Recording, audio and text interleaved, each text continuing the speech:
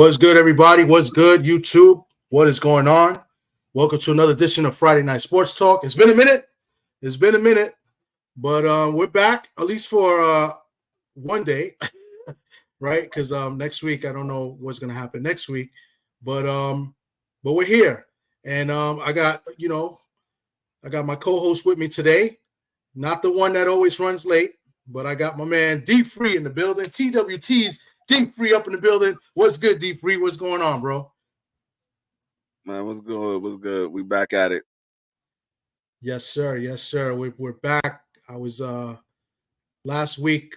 It was my anniversary, so I took a little break, and then the week before we was at BBO's platform, and we had a nice little show over there with BVO.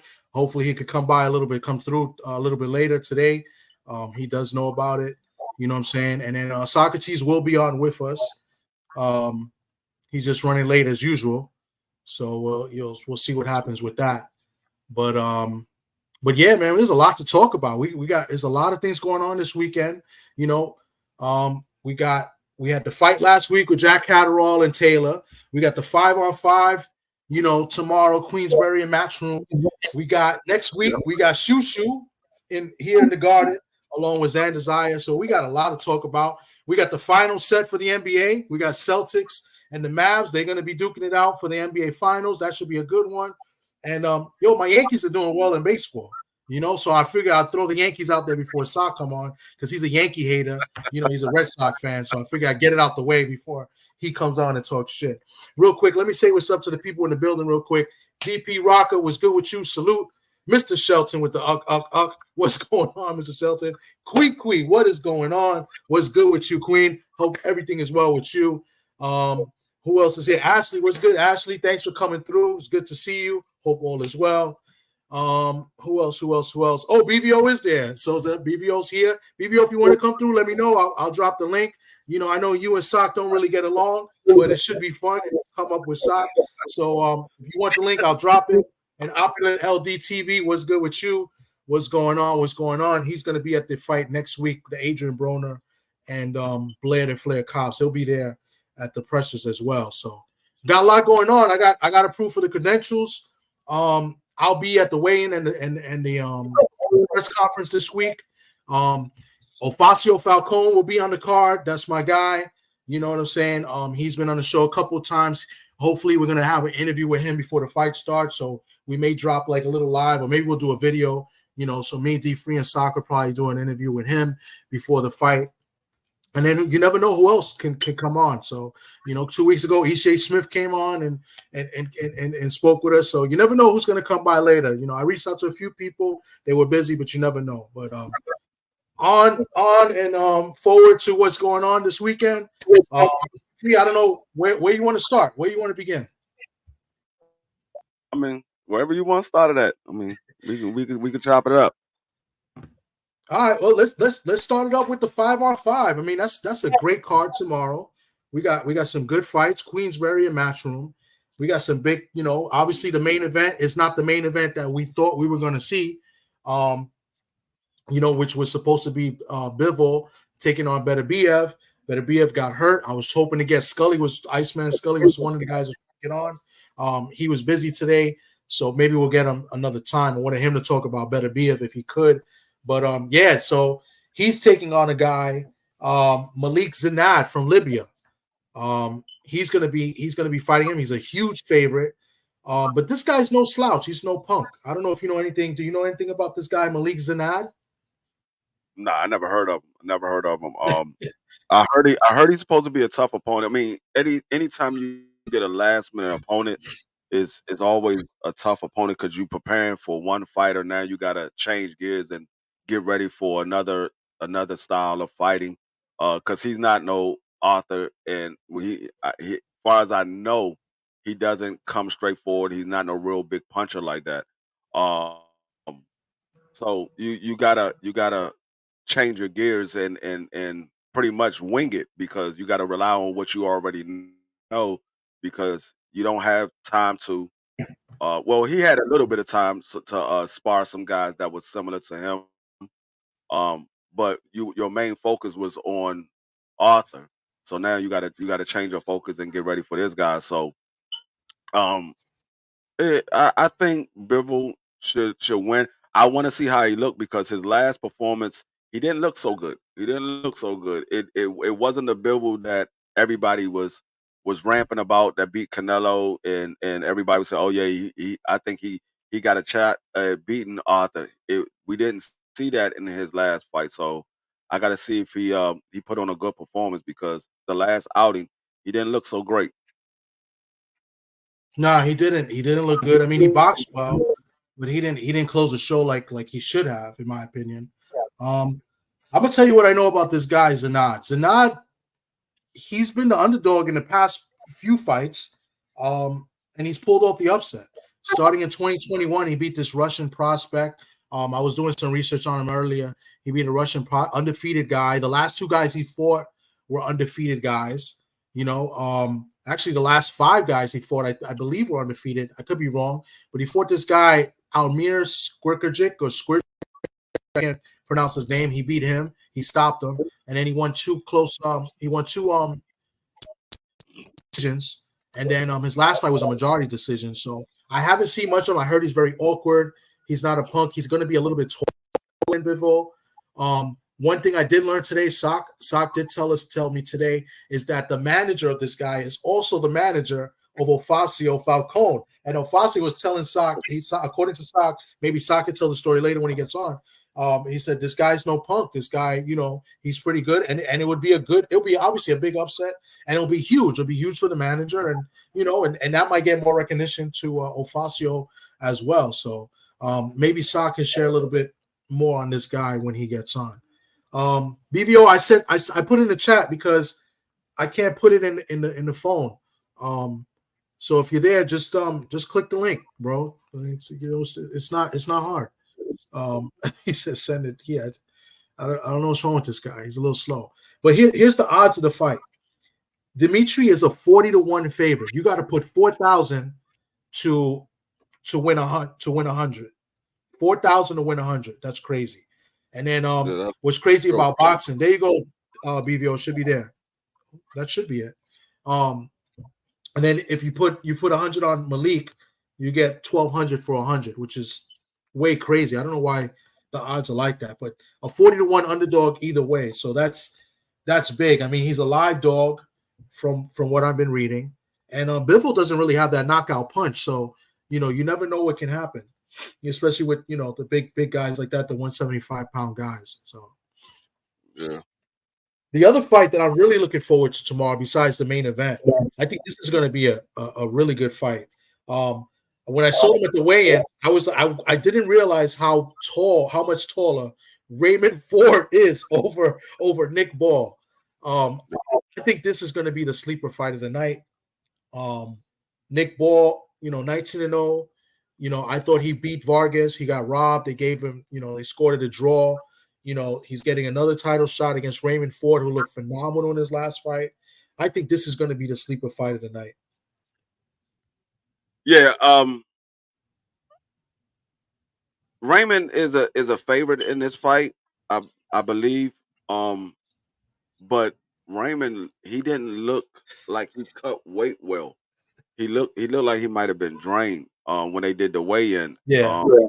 So I don't know how that's going to play an effect in the fight. Nick Ball is a crafty fighter. The only question I have, Nick Ball, he tends to leave himself open when he's throwing shots, but he definitely can box. Raymond Ford defense is not all that well either. He got beat up in his last fight. He was able to pull out the win. I think he got the knockout in the last round. But he got beat up in that fight. He got dropped, I think, twice. But it's a 50-50 fight. It depending on how that weight cut plays a part in this fight. If it plays a factor in this fight, Nick Ball can go in there and beat Raymond Ford up. But if it doesn't play a factor, Raymond Ford, I think he can. outbox Nick Ball and use his reach and his size to his advantage. Um, so it's going to be a good fight. It's probably going to be the fight of the night because I think the other fights you pretty much know what the outcomes are. So I think that fight is going to be the fight of the night.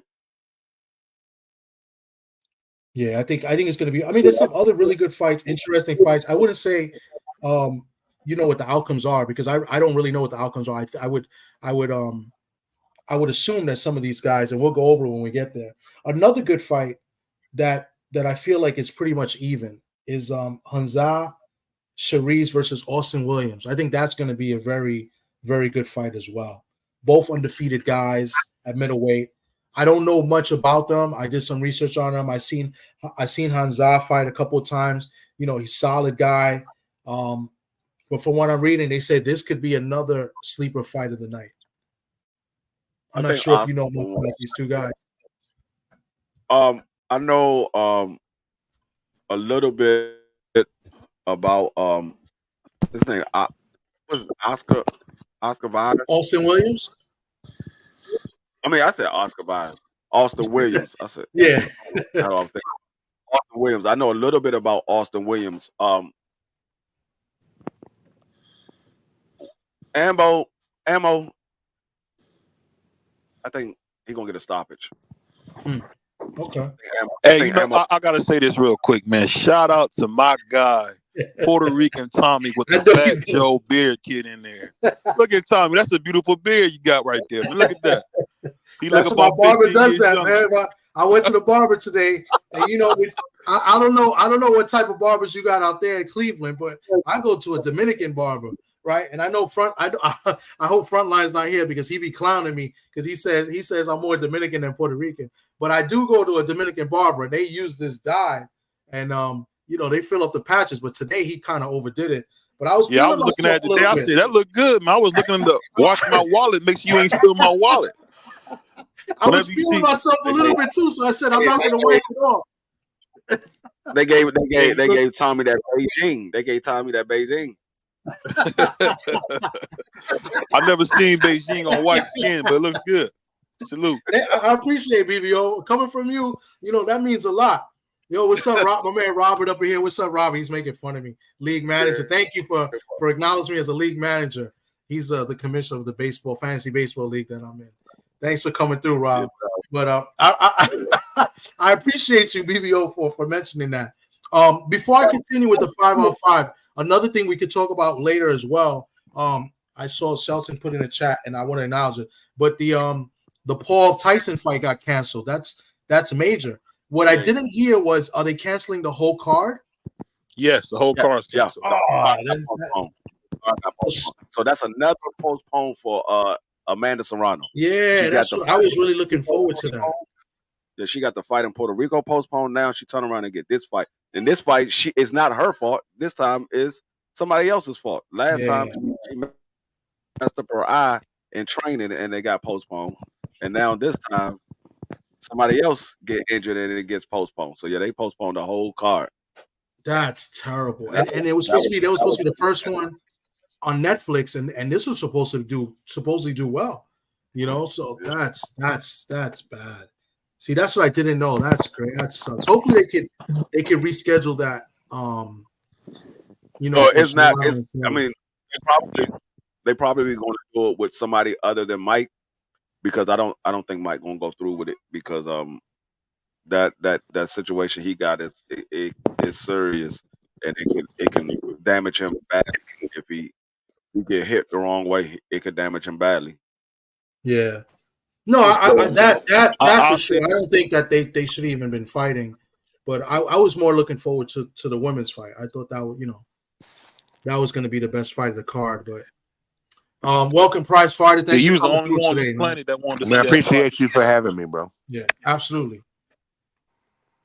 Go ahead, BB. I'm sorry to cut you. I just want to introduce, Prize Fighter. So. No. I know. Man's talking, man. You just keep going. I know how you do, man. But I'll say this, all jokes aside, I'll say that the 5-on-5 card, one of my favorite fighters, Deontay Wilder's going to be on there. I think he's going to win, but the big China man does scare me. I mean, I could see him probably beating the chitlins out of me. I don't want to see it, but I just got a feeling he might beat the fried chicken out of him. But I will say this though, man, it's just good, more consistent. Shout out to Turkey Al Sheik. My man Turkey Sandwich is doing a great job with putting on good. He kept the card going. So I'm just glad to see.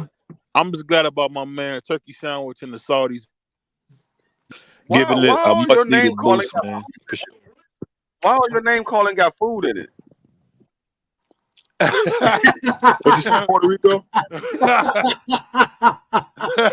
Hold on. What you say, Puerto Rico? I didn't hear you. He said, that's fried chicken. You got to beat the fried chicken out of them, then you call them turkey sandwiches. Why are we talking about food? Everything's food, man, with this guy. We on the show. You understand that we on the show, baby. You got to retain.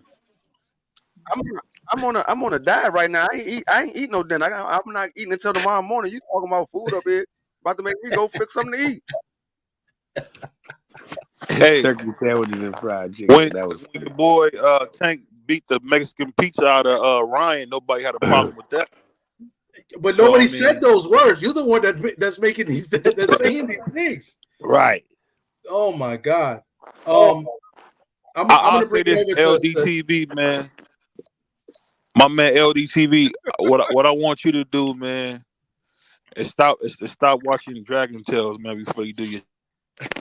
Please stop watching Dragon Tales before you do your show. I'm gonna bring it over since Prize Fighter just got here. I'm gonna give him some shine to talk. Prize Fighter, let me know what is it you're looking forward to on this 5-on-5 card tomorrow. I'm looking for Wilder more than anybody. No, the girls is cool, but I'm looking for Wilder. I'm looking for him to come in there and get back on the right track. I think that he's gonna come in there. Zhang gonna be tricky at first, but I think Wilder can walk him into that right hand. But the big Zhang, he gonna be tricky because them southpaws. Wilder have a little hard time in the beginning with them southpaws, but I think he get back. I think he gonna be right back in the mix after tomorrow. What time the fight start? Is it a 2:00 show?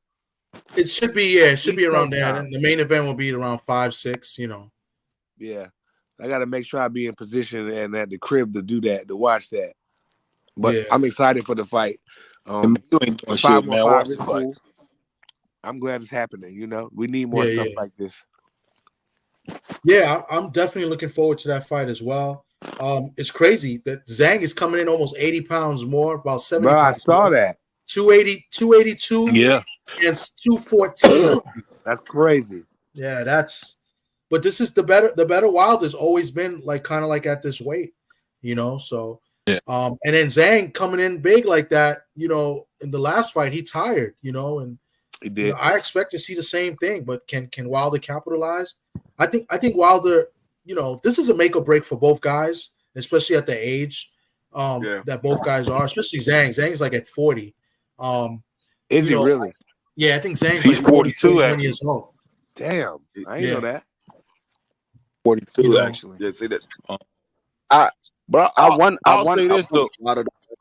Wait.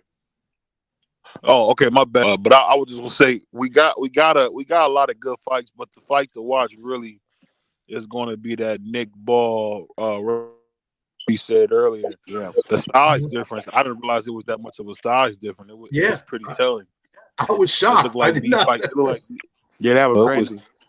I was like, wow. There's no way I thought Roman Ford was that big. Yeah, that was crazy. Yeah. The thing I will say that's a little disappointing is that boxing needed that Mike Tyson fight, and that we're not getting it. I just pray that Mike have a speedy recovery, man, at the end of the day. All jokes aside, I really hope he has a speedy recovery because, over some meaningless exhibition fight, to be honest with you. Yeah. This ain't an it sounds to me like real. It sounds to me that with him training is what kind of triggered, him getting kind of messed up. So he can't really do these training camps. He can't, at this age, he can't do it no more. He's gotta chill. He probably was going hard too, Tom. Yeah. know what I mean? And You know, this is real. This is going on Mike record. This ain't Yep. no exhibition. This is real. Yep. Hey, you know the part that made me laugh was when Mike told that Chinese dude. What did y'all see that? What he said? You didn't You're hear breaking what up, the Chinese guy Bigo. was messing with Mike. He said, "What did you?" I can't. You're breaking hear- up, Bigo. I didn't hear anything. No, I was laughing when Mike Tyson and said, "What did you call me, man? What did you call me?" Oh, What? Can you hear me? I don't know what you're talking nah, about. yeah, I understand. Don't know what the hell Can you're y'all hear talking me now? about. yeah. What's up, Eric Okay, Jordan? my Salute bad. to you, bro. Thanks for coming through. Who's this? Who's My bad. Who's Jaja? Who's that? Oh, that's Ja. That's my That's guy. my brother, man. Let him up. He's black. Let him up. Oh yeah, That's my guy. he's an amateur. He's an amateur fighter. Okay, yeah. Okay, I know what it is. All right, yeah. All right. Hold on. Jaja, Salam alaikum to my brother Joe, Hey, man. what's up? Yo, alaikum salam, my bro. What's going on, man? Thanks for coming through. Sock is Appreciate gonna it. be shocked to see so many people on the panel. He knows Fazio too. What's up? Don't you, Josh? Huh? Josh, don't you know Fazio? Fazio. You Fazio from where? you train out in Brooklyn, right? Yeah. Yeah, I spoke with you before. Yeah. I think Not you Brooklyn, know man. Fazio East New Falcone York. in the Bronx. Falcone. Oh, Nobody goes to the Bronx, Tommy, but to get chopped cheese, man. That's it. That's all we go to the Bronx for, is to get a chopped cheese. That's it. Let me ask you something. Did you get a chopped cheese the last time you was here? Yeah, I got one right by Yankee Stadium. It was pretty good. Okay. Yeah, only thing that was kind of crazy was so many Puerto Ricans in there. I was just like kind of nervous. I was holding my wallet. I was like, damn. So why don't you come next week when the Puerto Rican parade is? You know, with the big fights, the festival. That's next week, Thomas. Yeah, that's it. That's when all the fights are. The Xander fights next week. Man. Yeah, that's I can't mess with that no more. When I was a young boy, I used to pull up to that, but now I'm too old for I that. wish I could go and just throw water balloons at all y'all Puerto Rican niggas. That's what I wish I could do, man. It's just too many people. I used to go. Yeah, it's too like many. In the late people, 90s, bro. I went a couple times and I was like, I can't do this no more. I went in a couple times in the 2000s, early 2000s, but like you said, it's just too much now. But you can't even move.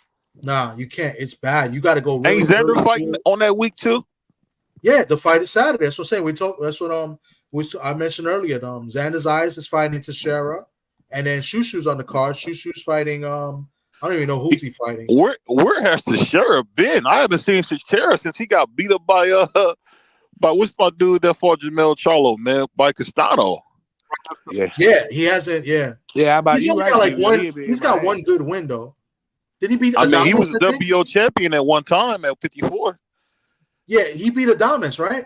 Is he not with Golden Boy anymore? Yeah, I think he beat Adames, didn't he? Yeah, I think he beat Adames. Yeah. Teixeira's not with Golden Boy anymore. I don't think so. What happened to him? That's crazy. When the last time he fought? I don't know, but he's been calling out guys. He called out Xander back, like he's in that division, right? He's at 160. Is my mic still cutting up? Can y'all hear me better? Or nah, you good. Yeah, it's a little better now. Yeah. Oh, okay, my bad. I had my man LDTV talking shit in the chat, man. Salute to Eric Jordan in the super chat. He says the 5-on-5 is going to be an awesome day for boxing. Yes, indeed, man. Thank you for the super chat. Much appreciation. It's going to be. I mean, that's what we're talking about. And we didn't mention a couple other fights. We got Daniel Dubois is fighting Herkovic. I think that's going to be another good fight.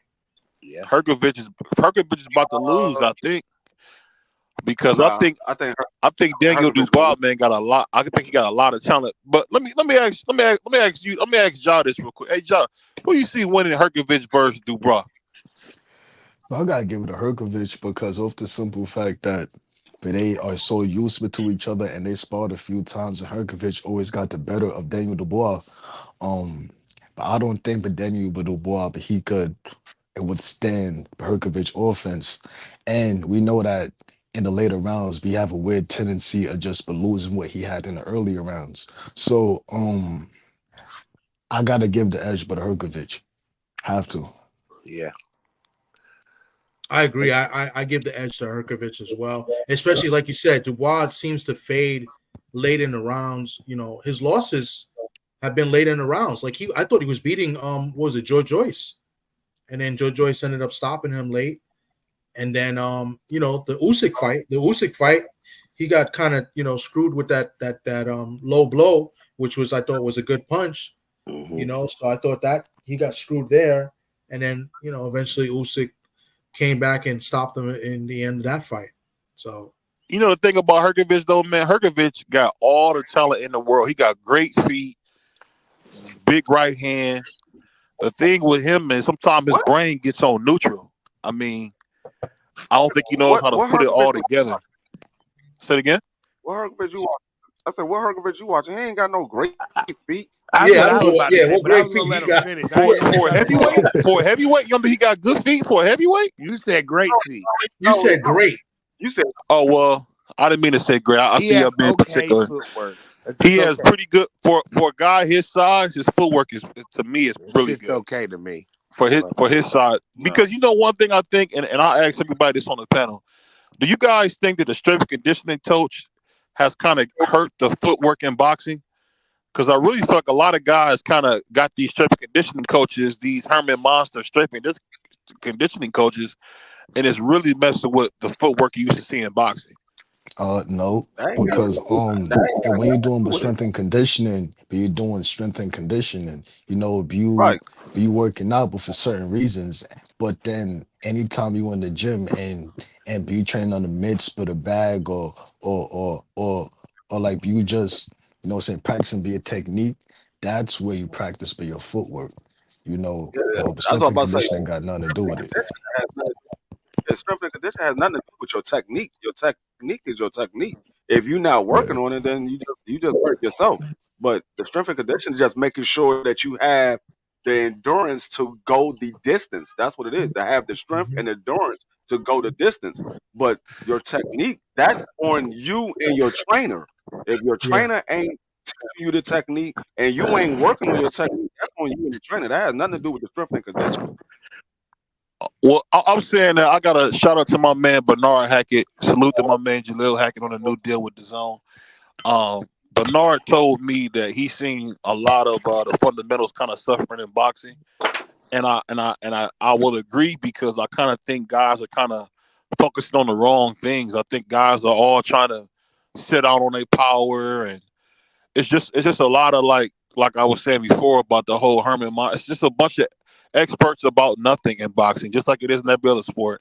And it's like I feel like the fundamentals, the understanding how to hit, not get hit, being able to know where you are in the middle of the ring, to be able to know where you are inside the ring. I think a lot of the fighter IQ has kind of declined, and I've been seeing it by that and inactivity we've been seeing in boxing. It's kind of really hurt the sport overall. That's just my humble opinion.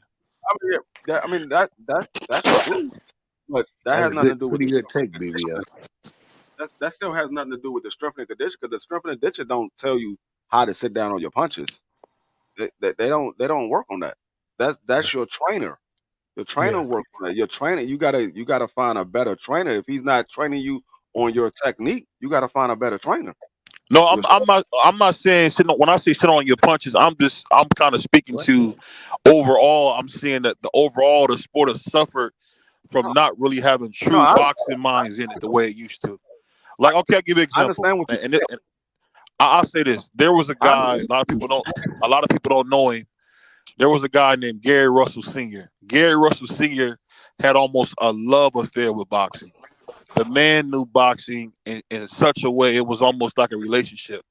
I feel like those kind of coaches are not prevalent like they used to be. Guys who love the sport, who understand the involvement of the sport, and who understand what's coming next and what they can add to the sport. Is what I'm saying. So, my bad. Go. I didn't no, mean to be so long I winded. Go ahead. I understand Mhm. what you're saying, but you said it's strength and conditioning. It has nothing to do with strength and conditioning. You missing the point. It- You missing the point. Free. I'm just saying it's just a lot of unnecessary people in the sport, and I think it's taken away from the coaching overall. I don't want you to get stuck on one thing. I'm saying overall the sport is suffering because we don't have enough guys I that know know the what you're sport saying, itself. BBL. And I could agree to that, but Yeah. nowadays you got more fighters but coaching than coaches.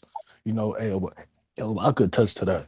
100% fact. Yeah, From no, you, that's like exactly that's what because comes from. Anybody will whip a towel over their shoulder and call themselves a trainer yeah. nowadays. Yep. So I Yep. think, I'm with and I you on think that, with BBL. and I think with free, the, free always get caught up on some bullshit, so he's missing what I'm saying. But no, I'm I'm saying going by what you that said. overall, like okay, I give you another good tandem. Coach Kenny, And you, Coach Calvin. hold on. Well, first Go of ahead. all, you said a lot. Y'all might not know who he is, and you gonna say Gary Russell. Like we don't know who Gary. Well, you got to remember, free. This is a show. I'm setting it up to give my man some credit. It's a show. I'm just setting it up. About a lot of people don't know Gary Russell Sr. I got a chance to talk to Bernard Hackett, who's had nothing but glowing things to speak about him. We all know Gary Russell Jr., but that don't mean we know his father. To be totally honest, Right. his father is one of the most underrated trainers of all time. I mean, what he was able to do with his sons and what his sons are doing, it's a testament to his boxing brilliance. To be totally honest, to have 3 or 4 sons become world-class fighters, that's brilliant to me. I would say that was brilliant. So that's why I'm saying if you don't know who the great Gary Russell Sr. was, this was a man who loved boxing, who had a relationship with boxing, and everybody I seen under him really thrived. You had Bernard Hackett come from him, and I can see a lot of Gary Russell Sr. in a lot of East Coast fighters in the Philly style, in the DC style, in the Maryland Baltimore style. I see a lot of Gary Russell Sr. all around boxing. That's what I mean when I say we don't necessarily have those staples, those pillars in boxing like we once did. And when you say styles, you That's referring from to coaching styles, right? that's Pardon me? I said, like, Yeah, when you say styles, you referring to when I coaching say coaching styles. styles, what I'm saying is exactly what Pride spoke about, John, where it's always a coach for a coach. It's never somebody who knows how to just do the sport. It's always some bullshit like, oh, I'm the strength and conditioning coach. I'm the hold your nuts while you cough coach. I'm the guy to get you banana pills. You know what I mean? It's always a coach. It's always a coach. It's always a coach for a coach. What I'm saying is overall the sport is suffering from having just a lot of riffraff in it, is what I'm saying overall, free. It's killing our sport. These Right. witch doctor coaches are killing our sport, man. It is what it is.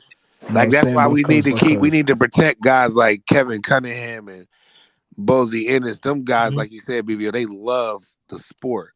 Yeah. And it's nothing better than have a trainer that loves boxing and not just some guy that put a towel over his shoulder because you that's your man's.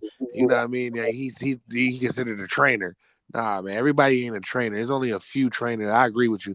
It's only you probably can't even name 10 real good ones absolutely, Right now. you know what I'm saying. But right now. coaches, but right now, but starting to like, but coaches, man, nowadays they just losing their authenticity, basically. You Yeah. know, they just losing, but they name. You know, so yeah, I agree because I can't name but 10 coaches, but right now who I think in the pros who could really, I mean, but change you around.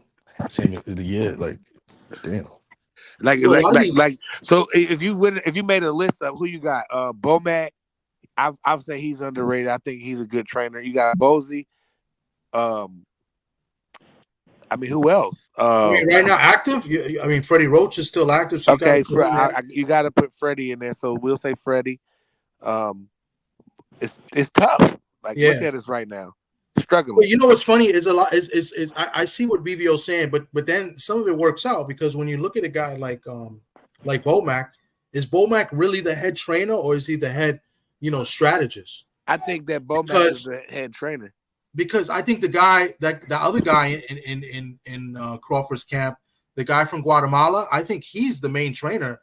If you ask me, I think he's like really the guy, and I think Bomac is more of like the strategist, like the guy that comes up with the game plan and stuff.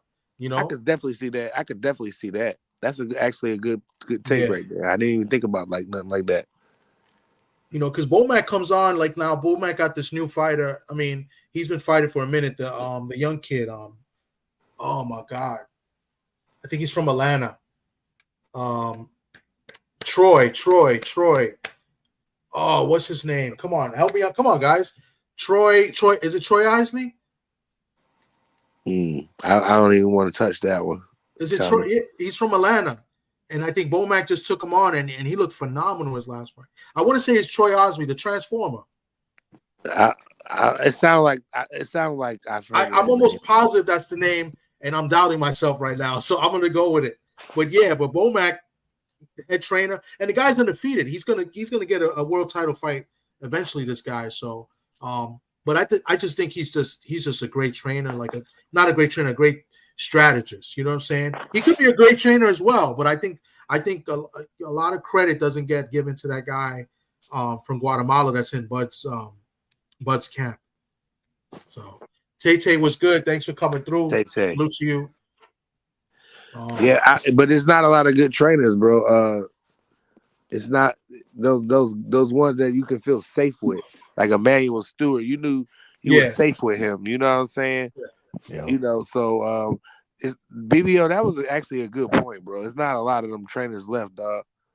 What are you, Yoel Judah? Yoel Judah's a good trainer. Yoel's good. Yeah, good trainer. Yeah, very good trainer. Underrated. Yeah.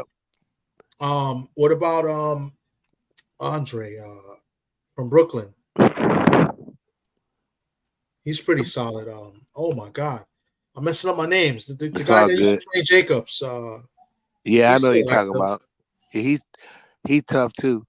Yeah.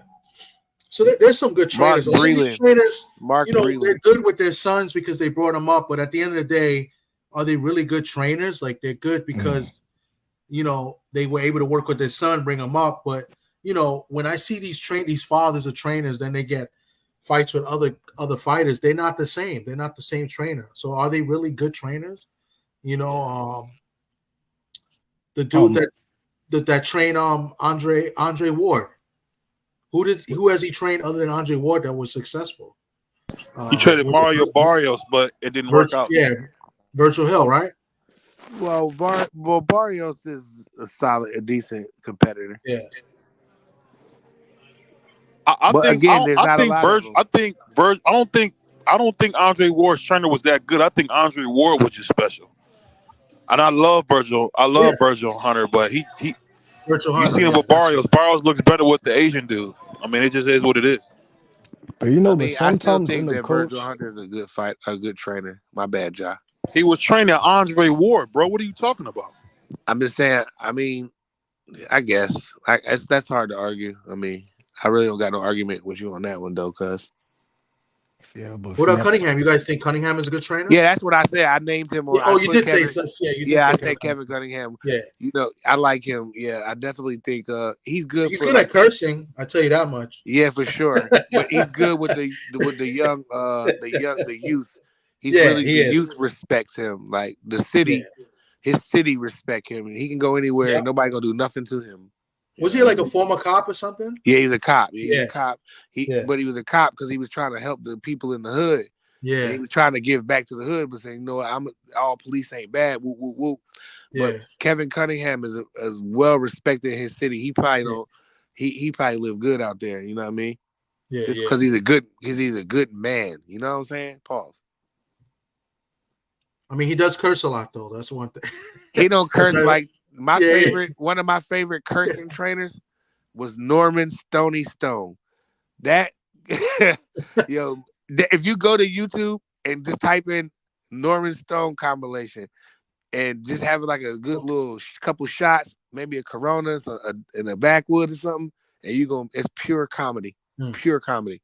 Norman Stone. He wasn't a good trainer or nothing like that. He just cussed. Yeah. You know what I'm saying? He got what do you guys They threw him out of the fight that one time. He was cussing the referee out so bad between the rounds. They threw him out. He got ejected. Some of them are for show. Like Teddy Atlas is more of like he's for show and stuff. By the way, he's not for show. He's not for show. What's up, Ack? Salute to you, Ack. You feel me? Like with a coach, but sometimes like with a fighter's preference, sometimes you just need a coach who's able to turn you up and turn you down or keep you moderate, know? Feel me? Because as fighters, but sometimes that's the only thing that we need. And for other fighters, but they may need a coach who could give them a combinations to throw, who could give them fighting advice. So, but every fighter, they have their own preference, For me, but it can't just be one certain coach for every single fighter. Because for me, it wouldn't work like that. Teddy Atlas is good at getting you motivated. Right. He got Yeah. Tim Bradley motivated between rounds. Tim Bradley, I can feel the energy, man. He was like ready. So, I know a lot of people don't rock with Teddy Atlas because he says things, but at the end of the day, he's a good ass trainer, bro. Right, and plus, he know his boxing too, He bro. knows boxing. He just got a very old style, and plus with the peekaboo style, you got to be athletically able to perform that style. So when he talk with a certain fighters and they can't pull it off, it's because they can't implement what he's trying to teach them. But he is a very good coach, because Yeah, he for knows sure. exactly what he's talking about. Yeah, for sure. He know what he's looking at too, bro. Right. He knows what he's looking at. But that's a shame because back in the 90s, we had tons of good trainers, but now we can't even name 5 of them. We struggling. We sit here struggling because it just you can just that's people put their boys on. If Yeah. you gonna be the trainer, dog. What you mean? I know what I'm doing. I just come get you a check. I always thought Jeff Mayweather was a really good trainer too. Yeah. The I just thought he never got the recognition he deserved. I really thought he was a really good trainer as well. Yep. Yeah, all our good trainers, Manny, Roger, Floyd Mayweather Sr. He's still around. I would say he's one. I would put him on the list for sure. Yeah. But Floyd Sr. had a lot of problems. Like he had some good fighters, but I guess a lot of people didn't like working with him because he was really he's tough. He's really tough. Yeah, he's tough. A lot of people can handle that. Because the heat in the kitchen, so they got burnt up and they couldn't handle it, so they had to get out of the kitchen. You know what I mean? When you come dealing with him, look how sharp he had Oscar. I mean, when he was with Oscar with him, Oscar was a bad dude, bro. Because Oscar listened and he followed the game plan and it worked. Yeah. That's how you know you got a good trainer. Manuel Stewart, he said, I like to train big guys. He shows you how to be big, lean on people like Lennox and them. Yeah. So Manuel Stewart had a style, and if you follow the game plan, and like Josh said, if he was able athletically enough to follow it, then Manuel Stewart is that dude. You know what I'm saying? Well, let me ask you this. So I'm gonna use, if you don't mind, I'm gonna use you for an example, if that's okay. Cool. I don't want no smoke. I know you're a very dangerous man. I understand. But I'll say this. So when I watch Ja, right, I've seen some of Ja's fights, right? So the thing I've noticed with Ja is when he stands in front of people, he's special. You say, why do you say that? When I see a guy 6 foot tall that's a middleweight that can keep you in position to where if you stand in front of him, he's going to stop you. I think that's special. I think that's a special skill. So what a trainer would have to do with a guy like Ja, is show him how to be to give more constant pressure, because when people are in front of him, he looks special. Same thing like with Tio. When people come to Tio looks special. And I think sometimes what happens without a good trainer, fighters become what you would call one-trick ponies because they don't know any counters or know any other ways to go. There should be a counter within the counter. And those kind of little nuances of the sport are missing. And that's why I say what I say about the sport is suffering overall, because the trainers are not there. Iceman Scully is a great example. Good trainer. You see what he's doing with Baturiev. But my thing is this.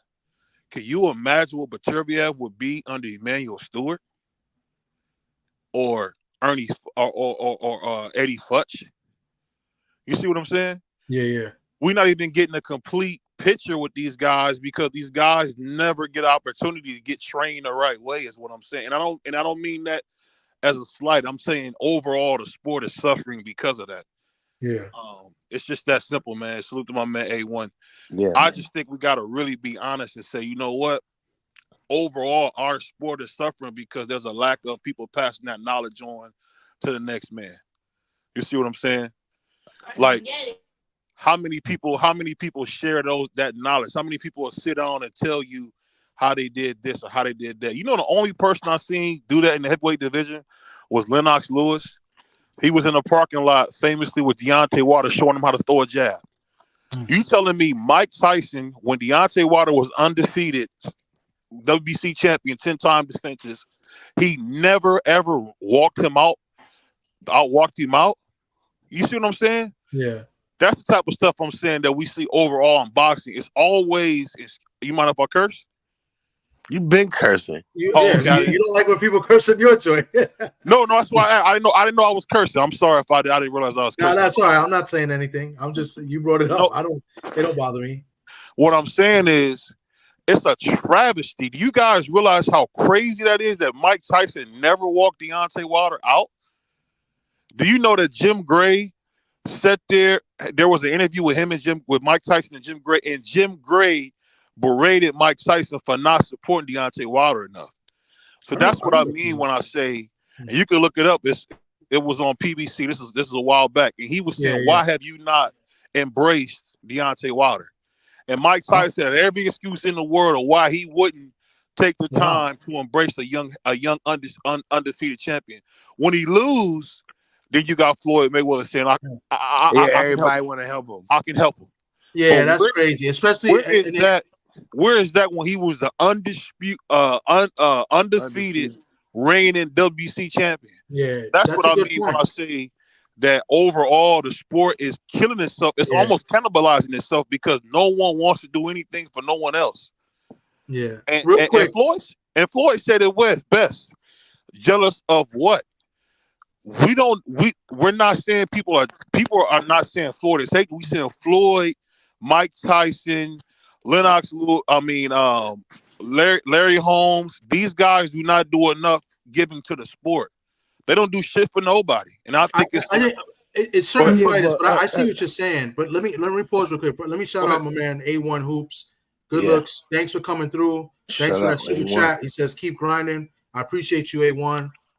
Thank you very much. But let me get to that, and then we'll go to Ja. I think you're right, like Floyd and stuff, and I think it's embarrassing because when you hear a lot of fans and a lot of these channels and a lot of content creators, they talk about support fighters. Well, fighters need to support other fighters too, especially in the case that BVO just brought up. Hopefully he just dropped off. A guy like Floyd Mayweather and Mike Tyson. If that's the case, I didn't know the thing with Mike Tyson, but Deontay is a rare American heavyweight champion. This is a division that's usually the champion in the last, let's say 20 years has been non-American fighters. Deontay is one of the American fighters that been heavyweight champion. I can't think of another the American champion before him. You know what I'm saying? So, for the guys like Floyd and Mike who are Americans as well, they should be supporting, their countrymen like other countries do. The Ukrainian guys, they support their country. You already know the UK, they support their countrymen. You know what I'm saying? Like everybody but us. We don't do it. The Mexicans do it. Yeah, everybody but the Americans. The Mexicans do it. Puerto Ricans do it, but we're Americans, but they support it. But the Americans, they don't support.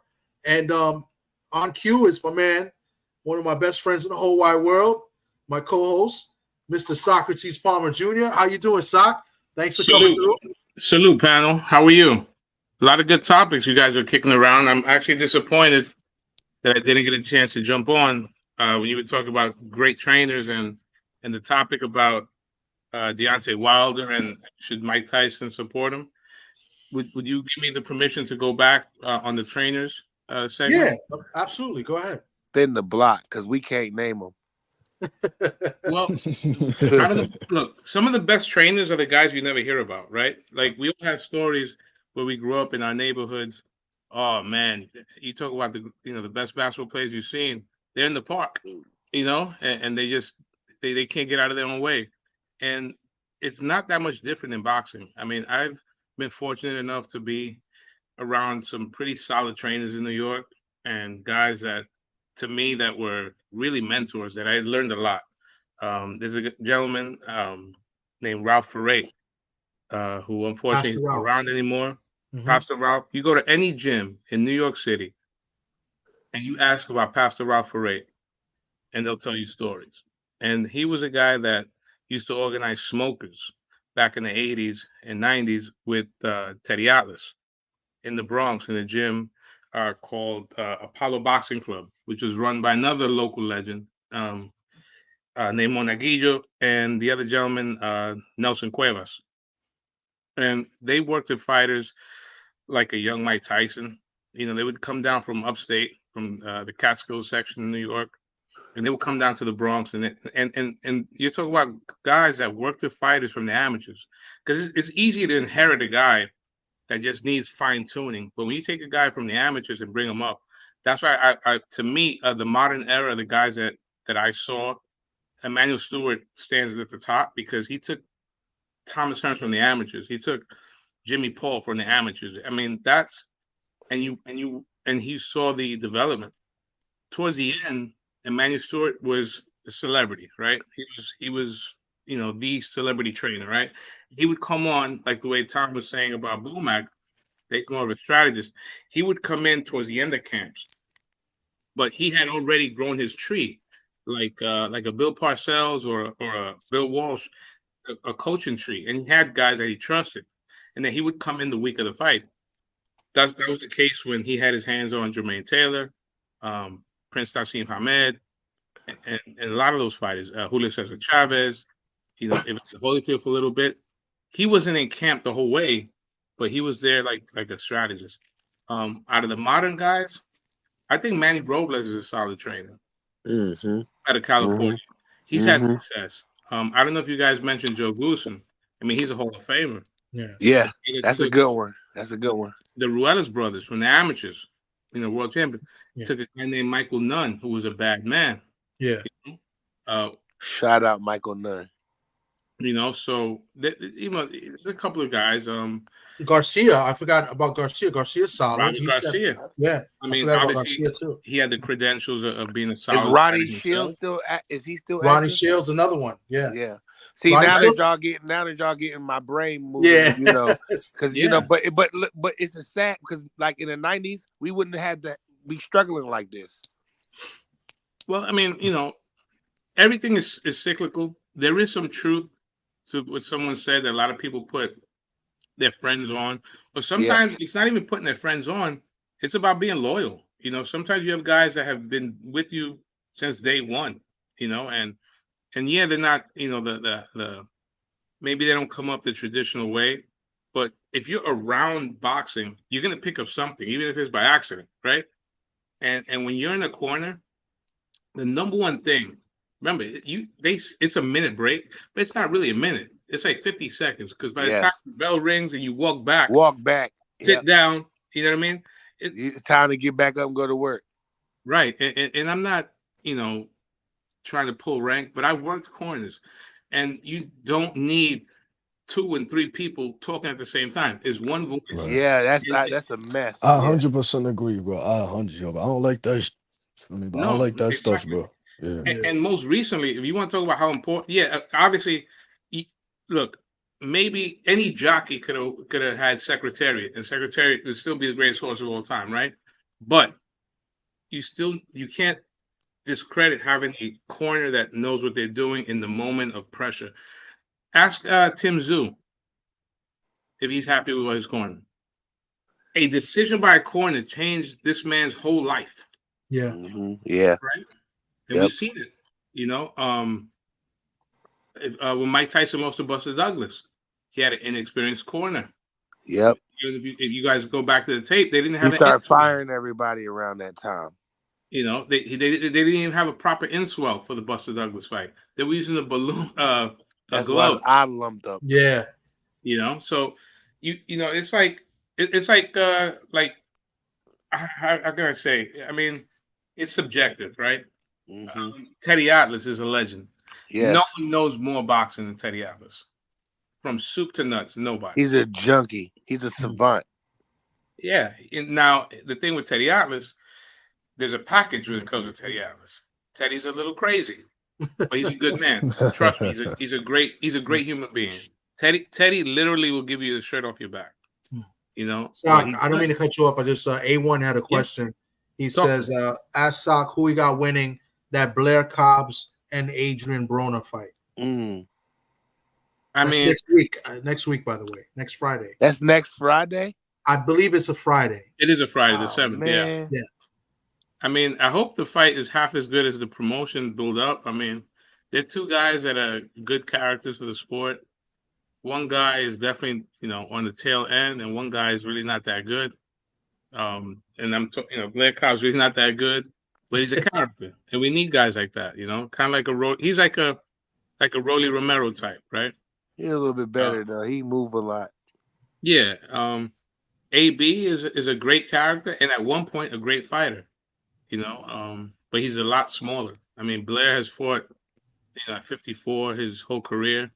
Is this fight at 54 or is it at catchweight? Nah. I think it's 47. I think it's welterweight. I'll double check that, but I'm almost positive it's welterweight. Blair, I thought Blair was 47. I don't remember him fighting. Yeah, that's what. I think it's welterweight. I'm not sure about that. I'm not gonna say you're wrong. I thought he's been welterweight. I thought he was. But I'm gonna check it right now. Personally, me. But nevertheless, though, Adrian Broner, if he doesn't let his hands go, he's going to lose because Blair Cobb moves a lot. Yep. Yeah. That's Broner's whole career. I mean, he's never, he doesn't really react well. I think AB gonna let his hands go. I got a good feeling because I don't think Blair Cobb can knock him out because Adrian Broner can take a punch. Yes, that is true.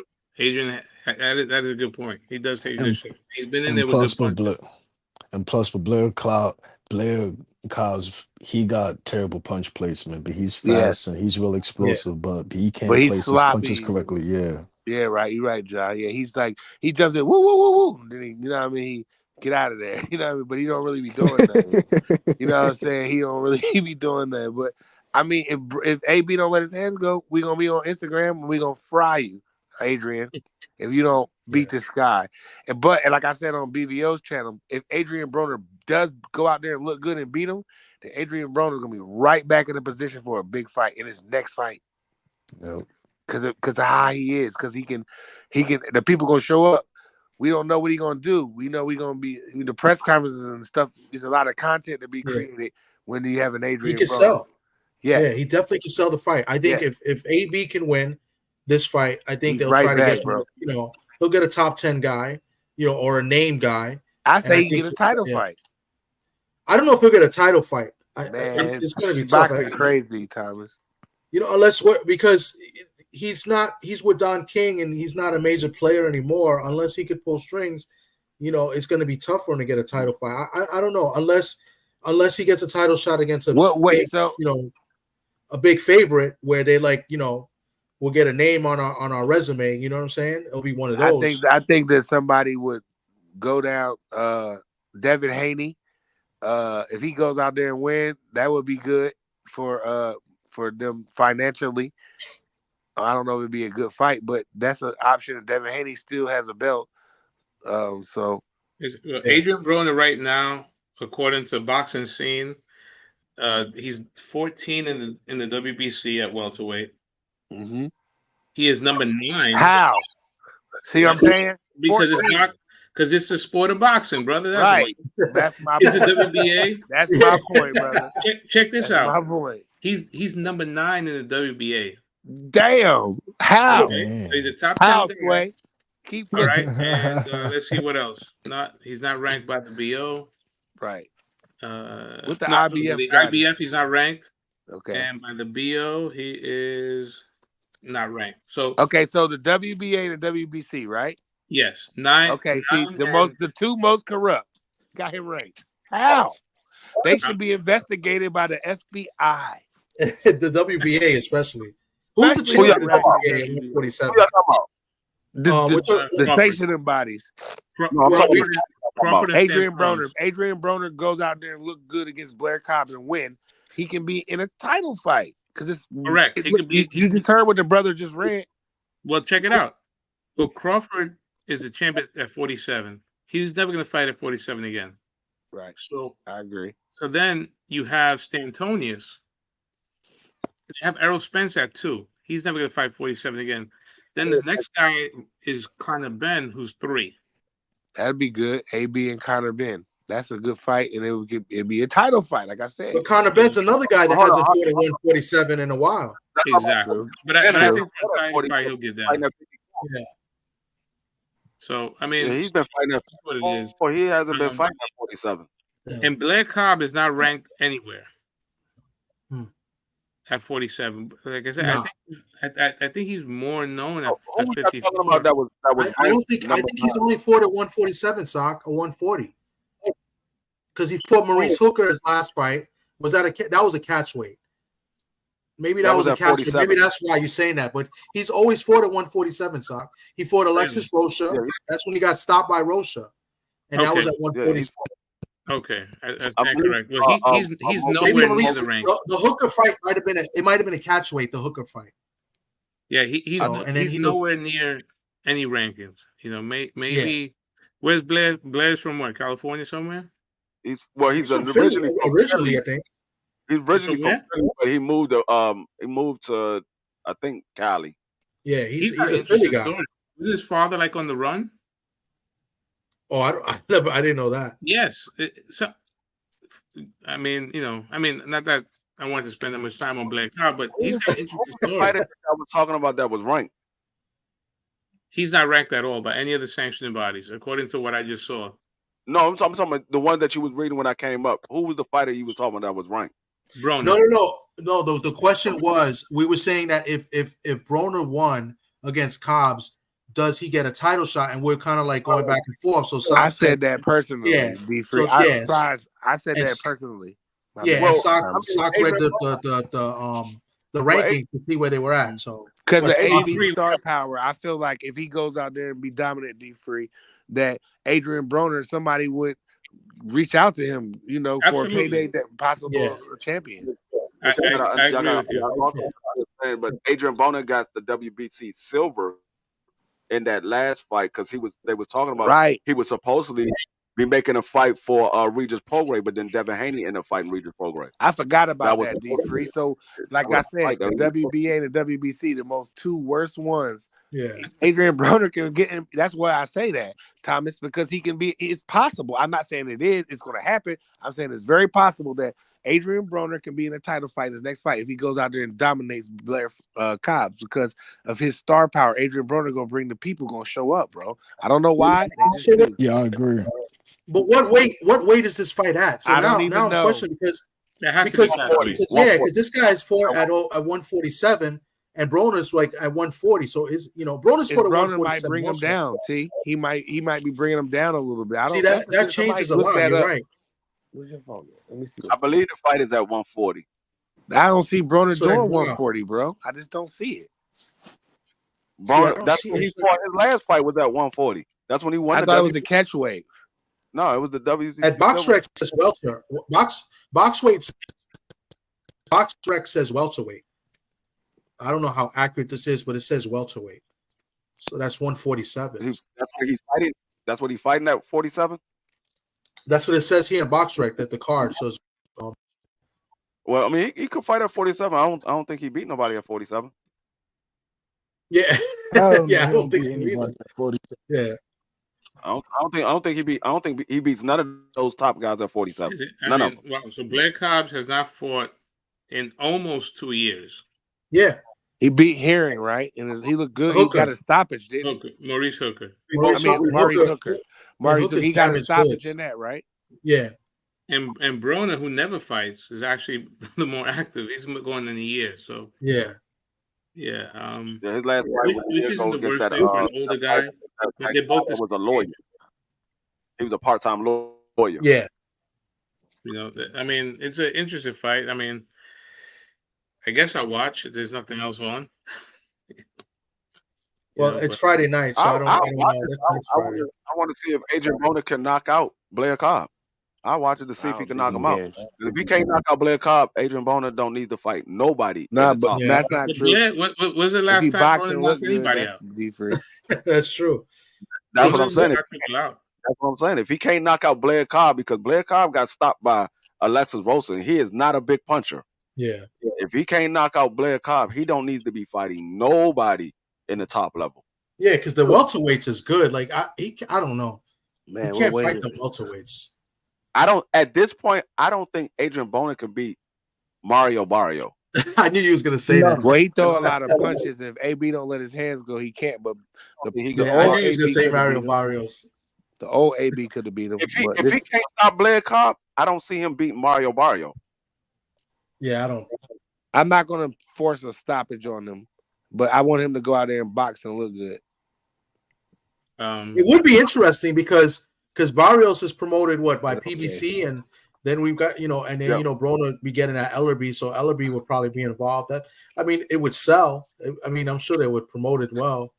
But I got Barrios winning that one because he throws a lot of punches, and Broner is going to be blocking and talking shit in the ring. And I can't believe we spending mad time on fucking Adrian Broner and Blair Cobbs. That's crazy.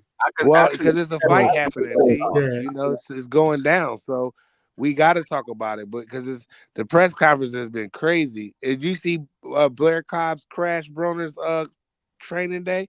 He came. Yeah, that was funny with the puppet. Yeah. I hope Adrian goes out there and look good, man. I really do, because I'm definitely rooting for Broner. Yeah, man. You feel me? But I would say this. You feel me? But Adrian Broner, his muscle memory will forever be there, and he always got the skills to pay the bills. But I think the real difference maker in this fight is that he got Calvin Ford and Tank team around him, and that right there is going to install a different mindset in Adrian Broner coming into the fight. I hope so. I hope so. If he goes out there and he loses to Blair Cobb, it's a wrap, bro. But I think that AB. But I think that he's gonna go for the stoppage because sometimes you just need certain people around you and in your corner. And if AB is comfortable enough to go to his corner and trust everybody that he's around, then AB is gonna be AB, and he's gonna be there to perform. I hope so, man. Hope you're right. If he loses to Blair Cobb, that's what everybody's gonna know Adrian Broner as. They're not gonna know Adrian Broner as the youngest Ford division. They're gonna know Adrian Broner from that Maidana shit. No, they're gonna know about that too. But the lasting impression is he lost to Blair Cobb. Yeah, that's gonna be the talk that everybody's gonna say. He lost to Blair Cobb. As far as us, but as far as the casual world, I think you're giving a lot of credit. This is pay-per-view, right? Yeah, it's on Don King's streaming thing. I don't know what it is. Yeah. How many people got to pay for it? How many people are gonna pay for that? I think I am, because I need to see it. You're gonna come out of pocket. I'm gonna be honest with you. I don't even know where to get it at. Yeah, that's a fact. I'm about to say, where do I even buy it at? Because I'll buy it. I just need to know where. I don't even know where to get it at. I don't even know where to start. You got to go to the website. I think it's Don King Promotions' website. Word. Real quick. Shout out to my man, the Boxing Maniac. Was good. What's going on? I'll see you next week. I'll be in the building. If you wouldn't have told me that, I would have never known to go to Don King Promotions. I'm almost positive. Yeah, you got to go to Don King Promotions. So you got a site, and he's streaming through there somehow. I think. Obviously, you got to pay for it, but I thought it was going to be on PLK Prime. To be honest with you, me too. I didn't know what it's going to be on Tubi. Damn. Damn. Tubi needs to get into boxing. That'll be the perfect fight. BT. Yeah.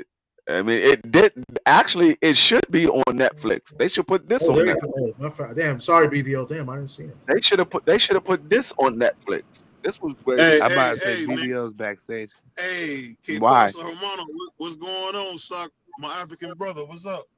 Was cracking, sir. How are you? Good, man. Good to see you, man. Good to see you too. But I'm really not seeing you. I'm seeing an avatar. Yeah. Hey, but I just want to sing you well. It's 39. Oh, I'm sorry, BBL. Congratulations on the wedding anniversary, man. That's a big accomplishment, man. Thank you, sir. Appreciate you. Yeah, salute. Hey, and Thomas, you're 100% right. DonKing.com. Looking at it now, $39.99. You throw it in the cart. I'm gonna throw mine in the cart. I wonder how the card is. I mean, they got a lot of fights in the card, from what I see. You know, the card is. It's like they got like 12 fights. It's a bunch of bullshit fights for bullshit belts. No, international. Well, BBL, this looks like a good fight right here.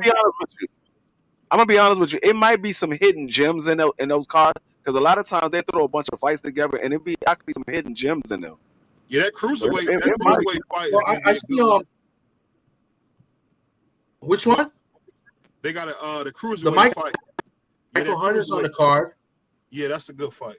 Yeah, Hey, I look, mean they got I'm like looking- 12 fights. That's crazy. I'm looking at it right now. Yeah, me too. This is a damn good website. If you go type DonKing.com, this is really. This looks like. I mean, this ain't no cheesy little website here. This is It's the a nice real deal. website. Yeah. This is. And I'm looking you at it know, right and you now. know, This is the to real deal. speak on what John was King saying. ain't playing. This is the real I deal. don't know if you guys know this, Darn. but I got a little inside information. Coach Kenny is going to be the head trainer for Adrian Broner. So I would say look for the knockout because Coach Kenny is the one when it comes to the knockout. That's the man who's always looking for the knockout when it comes to Tank. Okay. So What's good, Joe Townsend? Salute to you, bro. Thanks for coming through. keep your eyes open, man. I think Blair Cobb is going to get beat to death because I mean he sucks. He sucks, man. He's got it. Because he sucks. That's a great explanation. That was great. No, I'm just saying. That's pretty much what everybody's saying on the panel, though, because Deep Free definitely said that. Now I wanted the intro because he's into pro wrestling, so I wanted the intro he comes out because he's come out with like Stone Cold's music and Yeah, he's tripping. He be tripping. Hey, so Hold up. They Huh. named the promotion to this fight Fist of Fury. Really? yeah, you know that? Yeah. and Hey, suck. Hey, man, Big Don website look all right to me, man. Looking at his website, dog, it looks pretty sharp. But I mean, but listen, people laughing. We up here laughing and joking, and we all, making fun, whatever. But if Adrian Broner don't let his hands go, he will lose to Blair Cobb because Blair Cobb is going to be moving. Yeah. And if Broner's legs isn't stuck in the mud, he's going to lose. Yeah. I mean, at 34, what makes you believe that he's gonna have this epiphany? I mean, Yeah. Now the only thing he's fighting a guy that, for all everybody's opinion, thinks he's a bourbon, right? What's that? Fist of Fury. Oh, I can't. That's crazy. I couldn't come up with anything better than that. I mean, it's Don King. But hey, man, if y'all go right now now and type in DonKing.com, that's a nice looking website. It ain't cheesy. Yeah. What's the over under? Who kicks the bucket first, DK or Bob Arum? Wow. Damn. Wow, Damn. that's a good bet. That's a good bet. They're both the same age, right? Just about. Yeah, I think around. they're both 92. I go Don King goes first I because think DK. them old white first? guys be living till they 125 years old. Well, you never know. I think I kind of wanna agree with Prize because I think Bob Arum ain't trying to let nobody get his money. I think he wants to stay as long as he can and make sure he Man, You saw Bob last week. He went into the ring and he was like, he "I'm never snapped. bringing He had a another American meltdown. fighter to the British board." He had a meltdown. You saw that, Thomas? This is an atrocity. It's an atrocity. It was. I don't know what y'all Terrence watching. Crawford is going to be fighting Manny Pacquiao. Again. Yeah, shout out Bob Arum, man. He's a legend. I know he doesn't make the best business moves, the stuff that It's can give true. us what he wants to see, but Bob Arum, we need him. He's a character, bro. You know what, bro? Man, live a long He gotta time. go. 105, watch. He gonna Hey, still so be out there talking about So the next fight is we making bets right now on who On the kicks the community bucket page. first. So everybody's saying Don King is gonna kick the bucket definitely. Bob first. Arum ain't going I'm nowhere. gonna He go got with Bob Arum. I'm just gonna. Bob got another 6 or 7 years in him, dog. Hold on. Let me say this real quick. I think this is a testament to how great Muhammad Ali was because his little bros still run boxing. The niggas he handpicked, whether it be because people don't understand this. The reason he got with Bob Arum, he wanted to get away from the Kentucky boys. Bob Arum was a very skilled lawyer in New York, helped him do that. Him and Herbert Muhammad started Top Rank. Herbert Muhammad, Bob Arum, Muhammad Ali started Top Rank. And then when Muhammad got tired of Bob, he found a young guy from Cleveland, Ohio, did a charity hospital event and helped birth Don King. So the fingerprints of Muhammad Ali is all through boxing, man. I gotta say, man, I appreciate the champ. Long live Muhammad Ali, and thank you for what you done for the sport. Because to this day, his little dude is still running the sport. So Muhammad Ali is unquestionably the greatest fighter that ever lived. I gotta say that. That's my first time saying it. He really is. He's the greatest That's a fighter that good ever lived. point. Hey, shout out to you for bringing that up. That's a good point. Yep, that was a real good point. I'll go further than that. He's the most important athlete that ever stepped on God's green earth. I'll argue with anybody. Nobody's been more important than Ali. Yeah, he's on the Mount Rushmore of people that have walked this earth. Absolutely. Yeah, I would agree with that. Especially as an African American man, as I am, he's definitely is on my Mount Rushmore of like. And you know what? Men. Sock? That's a great point. I would have to give that to Jim Brown, only because Jim Brown mentored Ali. He mentored Lew Alcindor, aka Kareem Abdul-Jabbar. I think it might have not been for Jim to do it, but Jim was the first man to put these young guys on the right path to becoming what they became. And Muhammad Ali credits, of course, Elijah Muhammad, and he credits Jim Brown for who he became. So I want to send a little shout out to Jim Brown too, man. Mm-hmm. I love That's Jim a Brown. good point, BVO. That was fire. I love Jim Brown, the greatest athlete to ever come out of New York. Yeah, he was a savage. Probably the greatest lacrosse player of all time too. Yeah, that surprisingly, that's crazy. Hey, let me ask you, Thomas, what you think Xander Zayas is going to do next week? I think he's it's going to be a lot of pressure on him. I mean, he's doing a lot of events out here and stuff. It's going to be a lot of pressure. I mean, he's Puerto Rican. He's not a New Yorker, but he's going to be treated as like a guy born and raised in New York. It's a big moment for him. And he's fought on a Puerto Rican day before, because last year he fought in the undercard. He was the co-main event in the T.O. Josh Taylor fight, which was on the Puerto Rican Day weekend as well. But now he's the main event. He is the guy headlining Madison Square Garden. So it'll be a lot of pressure. This guy Teixeira is not really a bum. I mean, I know he's not a big name, but he's got a big win. He's got a win against Adames. Adames is a champion right now. So, I mean, I expect Xander to win. I'm picking Xander to win maybe in the 9th, 10th round stoppage. But I expect Teixeira to come and fight. I think it's going to be a good fight. I really do. I hope Xander wins. I hope Xander wins. You know the thing about Xander, man, is he's starting to become undeniable. Beautiful smile, pause. Great, very entertaining style. And I think Xander Zayas, if he can stay focused, I think has an opportunity to be $100 million man in boxing. I really believe that. And I don't say it about a lot of people, but Xander Zayas has that kind of heat behind him where you can say, damn, that kid's gonna make a shit ton of money. Yeah, and the poppies, it's wide open. Like, we don't got no Tito and no Cotto right now, so it's wide open. You know what I'm saying? Yeah, I don't think Xander Zayas get the stoppage. I think he's going to get a unanimous decision. The guy that he's fighting, he's a tough individual. Yeah. He hasn't fought. I don't think he fought in a while, but he's a tough individual. He fought in March. He's been somewhat active. He fought in March. Yeah, he fought March. He fought in Brazil. I didn't know he fought March. Yeah. He fought in Brazil in March. He won by TKO. It was a stay busy fight because technically Xander and Teixeira was supposed to fight in that card that was in the Shu Shu card. Was it February? The Oshaki Foster fight. They were supposed to fight on that card, and that got postponed. Yeah. So Xander got hurt or something. Yeah, like Tom said, his big win was against Adames. Hey, Sock. Yeah. Oh, I'm sorry. I didn't mean to interrupt. Go ahead, man. Go ahead. What you saying? No, what I was basically saying is, man, I got the next middleweight champion, man. I'm gonna be in New York in a couple weeks, man. I hope I can get with you behind the scenes. I want you to take a look at this kid, man. I got a kid, man. I think he might be a guy, man. the next, well, you could get my number from Tom. Hit me up.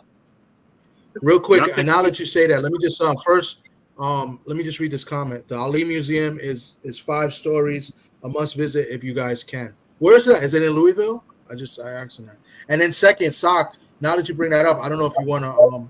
I thought I saw this. I don't know if it's true, but you did tell me behind the scenes you're working with a new fighter now, a fighter we had on. Is the opponent named? Because I saw an opponent, but is that an official? Oh That's a yeah, the kid from DC. the kid from DC Yeah, and D Peter Freeze, Dobson.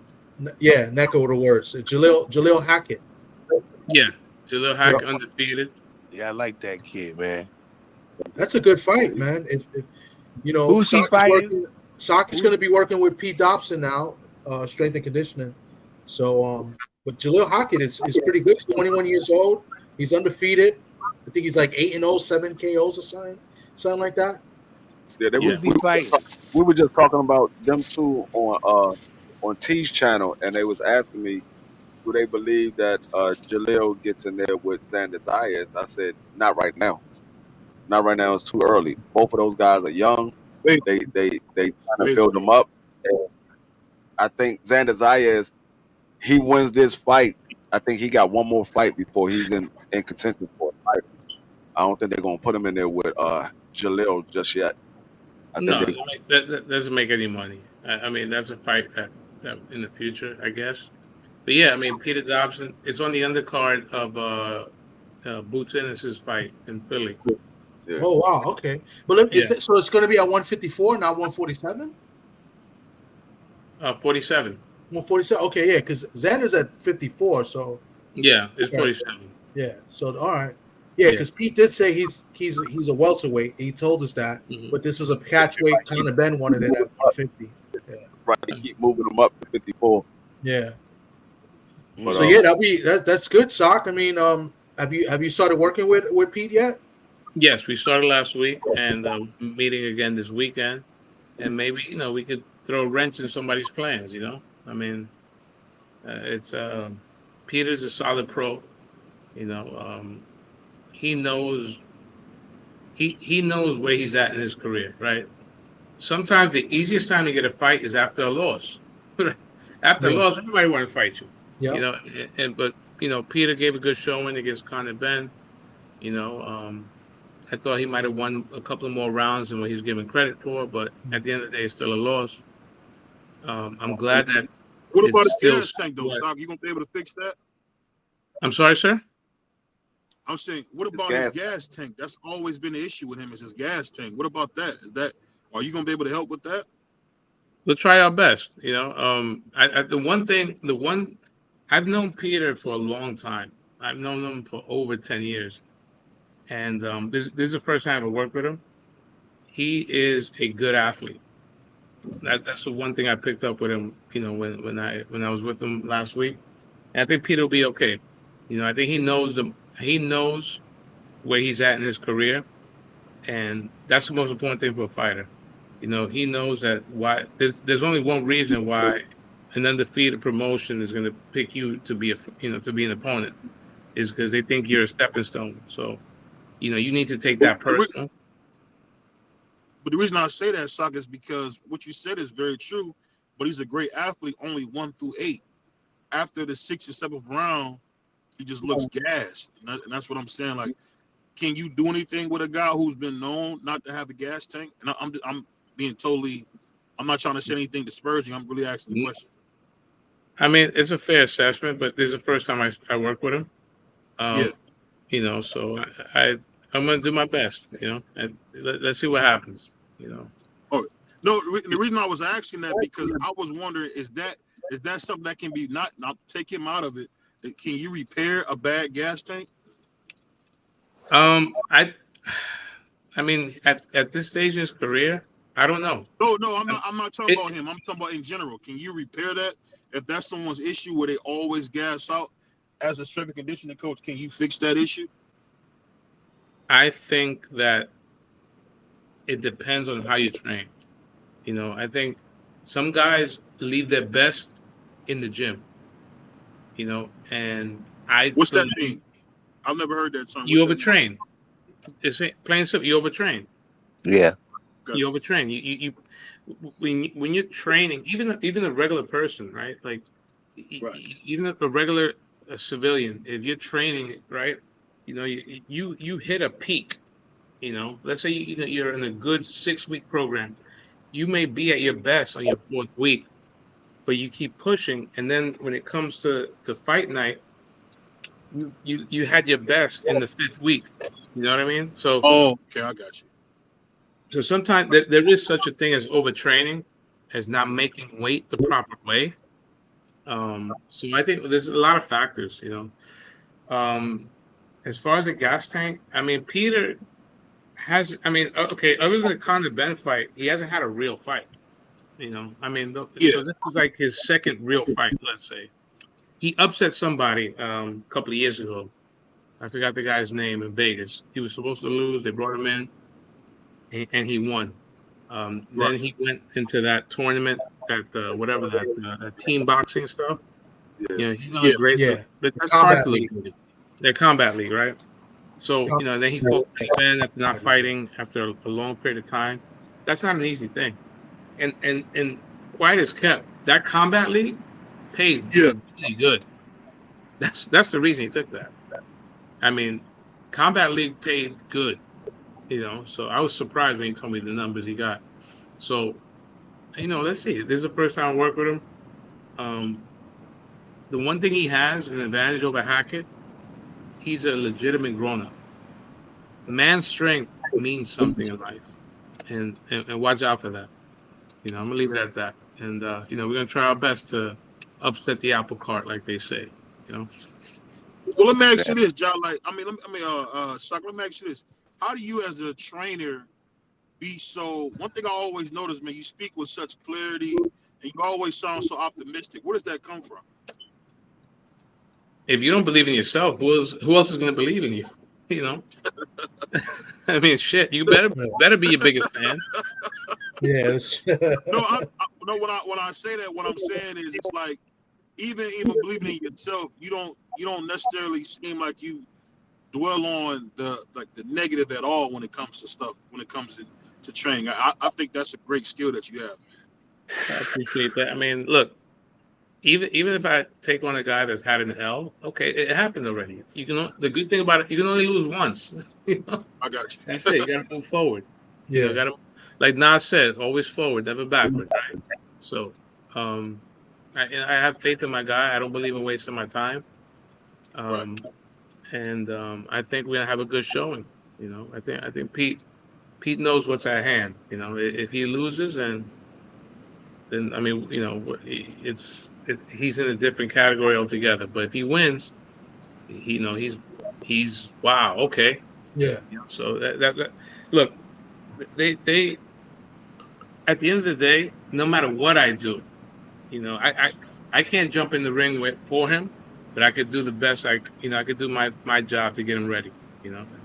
And he'll be Right. ready. To be fair, that kind of fight, I thought he looked good towards the end of the fight.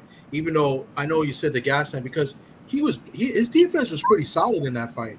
He blocked a lot of punches. If you watch the I'm about fight to say again, Connor wasn't missing it a little bit. Connor he was, looked like shit though, man. I get what you're saying. Connor looked like dog shit in that fight. And that's why. Yeah, but you got to understand also that it was a short camp for Dobson as well. Yeah, and you gotta give Dobson credit for him being able to avoid Connor Ben for a while, Yeah. So. And he landed some good shots on Ben. Yeah, I'm about to say he landed some good shots too as well. Because he supposedly it was a short training camp. It was a short notice fight, and he took it. So that's savage. You know what I mean? Hey, Sock, I want to ask you a question. We were speaking about this a little bit earlier, man. So when I hear you talk about boxing or training, I could just feel the excitement in you. Where does that love for boxing and training come from? Love for boxing? Wow. Love for boxing comes from probably, I might have been about 6 years old. I mean, I grew up around boxing. My dad, a lifelong fan, he trained himself. I don't know if anyone's ever heard of Dick Tiger, but, My dad trained in the gym that he fought at, and I just grew up around boxing. I love it. It's my favorite sport, and I've been lucky enough to be around fighters and working with them, and there's nothing like it. It's hard to explain. I'm just I'm a lucky fan. Put it this way. I've written about it. I've trained fighters. And I've just always been around it. It's just been a part of me. I cannot picture me without boxing. How's that? And, That's and the deep. reason and the reason I asked you that is because we were kind of speaking about how we're seeing a lot of the teaching and the secret, so to speak, of boxing. As my man Michael Irvin said it best, we losing recipes, man. We losing recipes, and I think we really are having a teaching problem because I feel like guys are not getting taught well coming up in the amateurs. They're Yes. not getting taught well in the pros, and what you get is a very inferior product. And I'm just saying, as a boxing fan, this is not sustainable. What we have going on, as you can tell, just like I can, this is a cesspool. And when you have that, I guess for me, just as a boxing fan, I'm nobody. It just kind of scares me to see us losing recipes, as Michael Irvin said this way. Does that worry you at all? Not seeing that knowledge transferring to the next generation of fighters? Boxing has always thrived amongst people that were economically deprived, right? Like the best Right. boxers come from impoverished backgrounds, right? So you look at what's the fighters that have dominated the last 10 years, where they come from, right? Eastern Europe, the Ukraine, I mean, those countries that people grow up hard, you know, um, and that plays a factor, you know. There's a reason that Mexican style of fight. No, people that fight because they need to fight, right? In Mexico is a very big country. It's a rich country, but at the same time, it's a poor country, right? Puerto Rico, same thing. Um, so there's a lot of factors. I mean, are there a lot of guys that know the sport of boxing? Yes, but are there a lot of guys that are faking the funk? Yes, so, but I think if you're around long enough and you're humble, you will learn. And if you surround yourself around right people, right, you never want to be if you're the smartest guy in the room, then you're in the wrong room, you know, I you love it. know, That's a good saying. I like you know that. what I mean? So, I mean, there's a lot of good coaches out there, and I mean, you take a guy like Joe Calzaghe's father who passed away, right? He knew nothing about boxing, right? But he learned boxing, and he wound up coaching an undefeated guy, um, Al Certo, who was he was a tailor in Long Island, and he Yeah. coached Buddy McGirt. You know, that's another trainer we didn't mention, Buddy McGirt. Yeah, Yes. Yeah, he's yeah, another but good yeah, trainer. Yep. that's Who, what that was goes back to my key, point. You who's a got to low key think. scumbag, but that's another subject. But he knows his sport. You know, Low key, hey, low key ain't the word from what I heard. that's Soccer's a being very that's a nice to brave his son. man. I'll leave it at that. Um, I think the thing that's so scary about it, Saka, is just that you seeing these guys putting on an inferior product and the inactiveness as well as the lack of great training. Because now everybody wants to tell every fighter, sit on your punches. It's not for everybody to sit on their punches. There's a reason some people have to hit and get out the way. And I think, like when you seen the whole Devin Haney fight, it just lets you know how inferior the coaching is. Like, I think Ray Charles would have told Devin Haney, "Hey, man, don't stand in front of Ryan Garcia." But you see what I mean? Where the right. coach's ego was so big that he had the nerve to say, "Hey, I'm gonna stand in front of a guy who I know can punch." And that's what I mean when I say that the coaching is just, in my opinion, is at an all-time low. It's some of the worst boxing coaching I've seen probably in 30 years.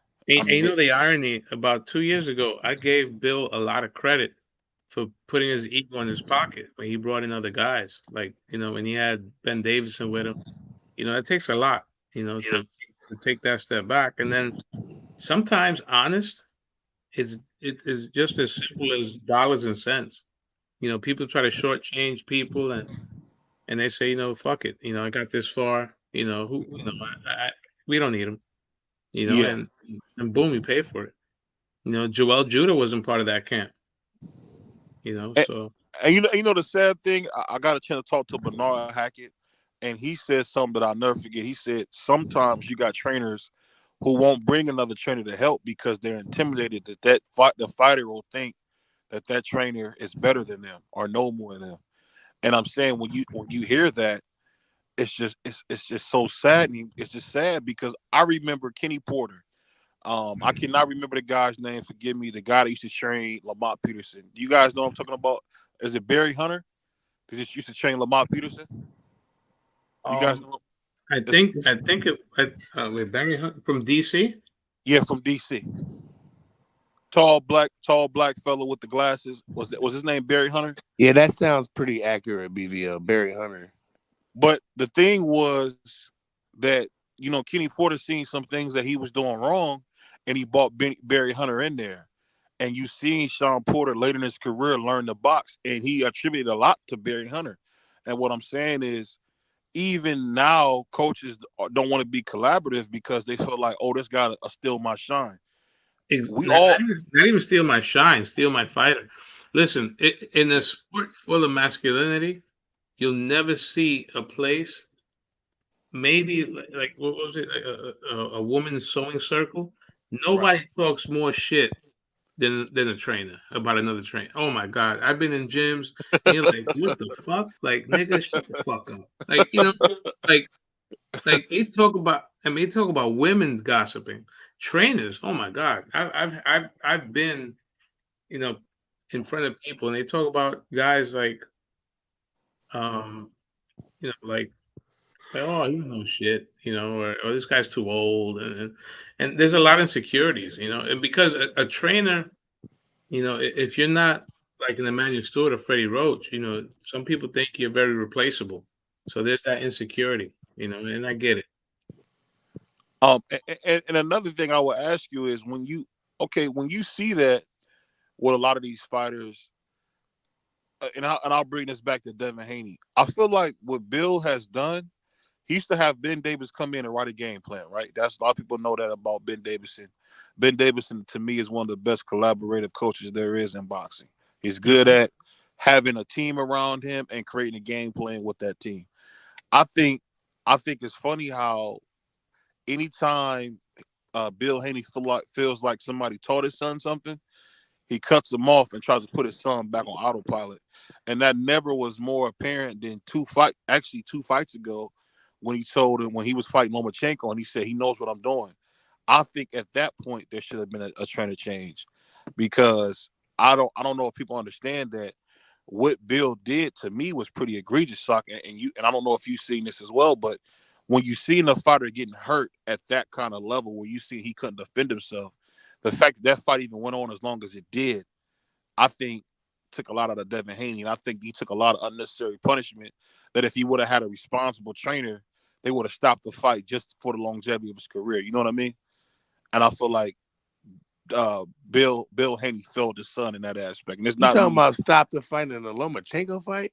No, stopping the fight when he fought Ryan. Yeah? Yeah, when he fought Ryan. When you see him in the 8th and 9th round look so defenseless, if it was my fighter, I would have got up on the ropes and said, "Stop." That was a weird fight because Devin really only took damage in like 4 rounds, but they were just huge rounds, Yeah. And so I do understand. I mean, look, we won't know until the next time Devin steps in the ring, how much that night took out of him. I know that a lot of people are going to say it won't be hard for Devin to get a fight. I'll tell you that much. For sure. It won't be that hard. He's not going to be avoided. So only time will tell. But he took a beating. But credit to him, he did fight 12 rounds. He showed some heart, and I've always thought Devin had heart. Because even when he got buzzed by what's his name, the Venezuelan Linares. Huh? Linares. Linares, yes. Yeah. He showed heart. But there's a difference between getting buzzed by a young guy and an old guy. And the old guy, obviously, he didn't have that extra gear. And Ryan is a special talent. Say what you will about him, but only time will tell. I think they need to be careful with Devin, who they put him out in front, in front against. I don't know what does he have any obligation? He has what? The WBC? Maybe Sandor Yeah, so Martin Yes, is a man. yeah, that's the mandatory. Salvador Martin. That's Yeah. He's now paid him off Martin is a twice. stinker. Now Yeah, Martin is a guy that's Sandor hard to look good Martin against. tricky. He tricky. He's very tricky, and But Ryan Garcia has special powers and special vitamins in that fight, so well, I don't care what nobody I mean says. that's a, you know what, man, that's a crock of shit for you to say that when they already said that the supplements he had were contaminated. He You know failed what? a yeah, but drug BBO, who's failed saying a it? drug test. It's bullshit. You don't It's understand bullshit about that. because He failed. You can't. This. Let me ask you this. Going to be suspended. You watch He that failed. fight. Oh, let me say this. Let me say this. If you watch that fight, and Socrates, you tell me if I'm wrong. I'll let you tell me if I'm wrong. When you see what affected Devin, that had nothing to do with steroids. Those were Yes, flaws it that we've does. seen with Devin before. Do you know what that steroid does, BBO? I'll send you an article of what it does. It helps you with stamina. I know what and it does. strength. It's Okay.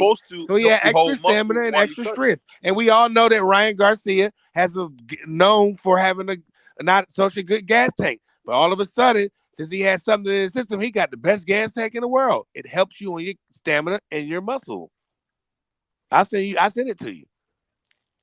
And this is the thing I'm saying. Okay, we talking about the Ostarine. Okay, you usually take I don't even Ostarine want to with do this, something man. I else got when you're fatigue trying with to this.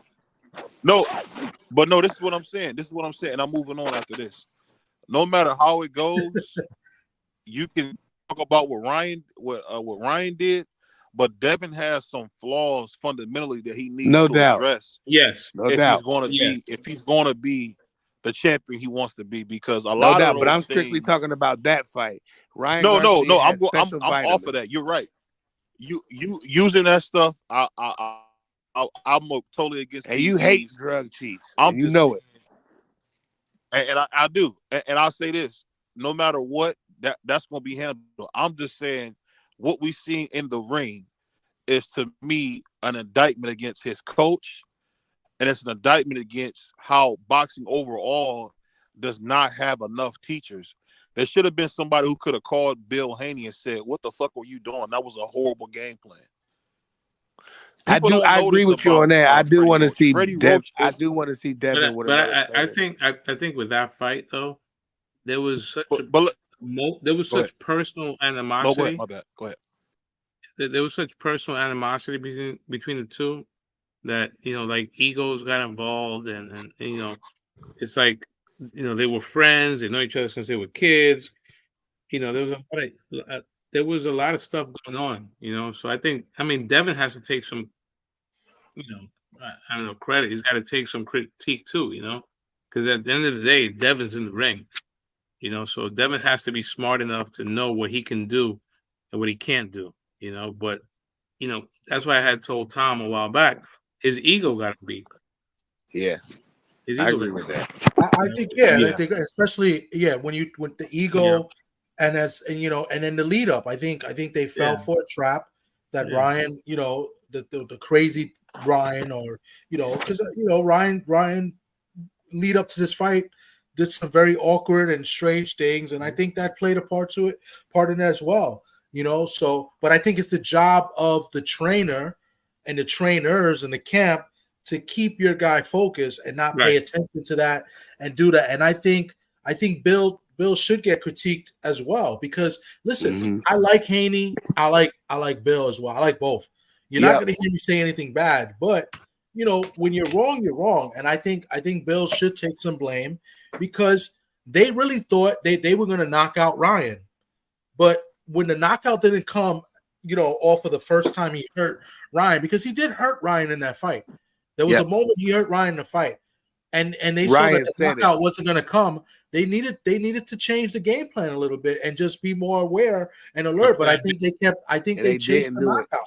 I think that's what messed them up. So yeah, definitely Bill and Haney should take some blame for that and should get critique for that as well. And it's something to learn from. Now, whether or not, the Ryan with steroids, I you guys heard me talk about this in the weeks past. I'm not going to talk about it again. But now, looking forward, what does Haney do? Not, as far as the team, I think he does need to bring in somebody else. I know they got this far with Bill, but Bill's always been good bringing them with other trainers and to other gyms. Maybe he needs to continue that and maybe take somebody else in or maybe bring Joel back again, and then let's see what the punch resistance is, right, going forward, because he took damage. What happens when he gets hit with a left hook again or he gets hit solid again? Will he be able to withstand that? You know what I'm saying? Me personally, I'm not a fighter. I'm not a trainer. But me watching boxing for 30 plus years, I think Haney shouldn't fight for the rest of this year and then maybe fight the beginning of next year. Take the break. He's made good money. He's still the champ, right, at 140. He's the WBC champ. And then let's see what happens. I say get right back to it. To bring somebody else on and train his son. And it's not much. At what weight? At what weight? Because I say he goes to 47. I don't think he goes to 47. I mean, it's some food up there for him. Yeah, he can beat some of them guys. Like I said, he got to. I would go now. 47 has gotten weak though. Right, facts. That's why I said he can beat some guys. Overnight. But I mean, there's also an indictment on Devin. How you can't make 140 if you were 135 last week? You know what I mean? Like when he fought Lomachenko 2 years ago, or less than 2 years ago. Last year. Yeah, come on. There's some accountability on the fighter. You can't make one. You couldn't make 35 last year. Now you can all of a sudden you can't make 140. You got to go back to the drawing board. He needs to stay at 140 for a while. I mean, come on, Thomas. I'm going to drop off. I appreciate you letting me come on your channel and cook. And it's always love on the BVO side. So I just want to say shout out to all of y'all brothers, man. I'm gonna be listening, but I'm toast right now, man. I got you. I'm about to end it soon too, but I appreciate you, Prize. Anytime. Man, I appreciate you, Thomas, man. Yeah, for sure. We got good conversations. No BBO, doubt. we always mess with BBO, but BBO's a good guy. And absolutely, that's my brother, and I appreciate him. He pulled me into this. He's the reason why I'm even up here on your channel, because I didn't want to do this. He kept hitting me, and I'm like, all right, I'm going. So here I am. But I appreciate you, brother, man. Y'all brothers have a good one. I'll check y'all for the fights tomorrow. I'm sure we'll interact tomorrow. Hey, because this fight's going down. Absolutely. All right, man. Peace. By the way, breaking news, guys. The Yankees won again. They beat the Giants 6-2. Aaron Judge. Yeah, they beat my team. Runs today. So and then I think BVO is the Giants fan. So that's awesome. So we beat the Giants 6-2. Aaron Judge, 2 home runs. I gotta say this. Knock hates the Yankees. Tommy. What's up? Hey, Soccer Tommy, you guys gotta get back. What Hall of Fame pitcher did he hit it against? Come on, Sock. No, I'm just saying. It's a serious question. You play the games. You play the games on your schedule. You play the teams on your schedule. That's it. Come on, Sock. You know that better than anybody. You're a Yankee hater. Oh my God. Who's your team? Sock, the Mets? Hell no. I'm a Red Sox fan. A Red Sox. Oh, okay. Mm. See, that's why it's the rival. Okay, that makes sense. But I just gotta say, Indians man. Fan. I ain't not a Guardians fan. You got to remember when I was a kid, Barry Bonds was a big deal. So I was a Pirates fan, and then when he went to San Francisco, I just stayed with them. Okay. So I was a huge Barry Bonds fan. That was my first bat as in T-ball all the way up to Little League. Barry Bonds was my guy. I remember wearing a 25 young, man, trying to hit the ball like Barry Bonds. I just happened to grow to 6'5", 240, and I said, let me get on the football field. Did you used to choke up on the bat? No, actually, the one other thing, you a goofball. But actually, the funny thing about it was, I probably would have been a very, very good first baseman. I just really, was told, and I don't think this is the truth, that I was too tall for the position. This is back in the early 2000s, so they didn't have like 6'3", 6'4" Frank, first baseman like they do now. You were like the Big Say Hurt. it again. You've been like Frank Thomas. Yeah, but this is, you know how little league coaches can be, man. They get stuck in their little system, and they don't necessarily, if they see you got something else, they try to move you to a different sport. I don't know if they do that as much now, but they used to do that a lot. They used to try to say, no, he's a football player, or no, he's a basketball player. But I love you guys' show, man. I hope you guys do more shows, man, because my dude plays you guys at his bodega all the time, and he gets a kick out of watching you guys' old shows. So you guys got to get back to it, man. You guys got a great show. You got Puerto Rican Tommy.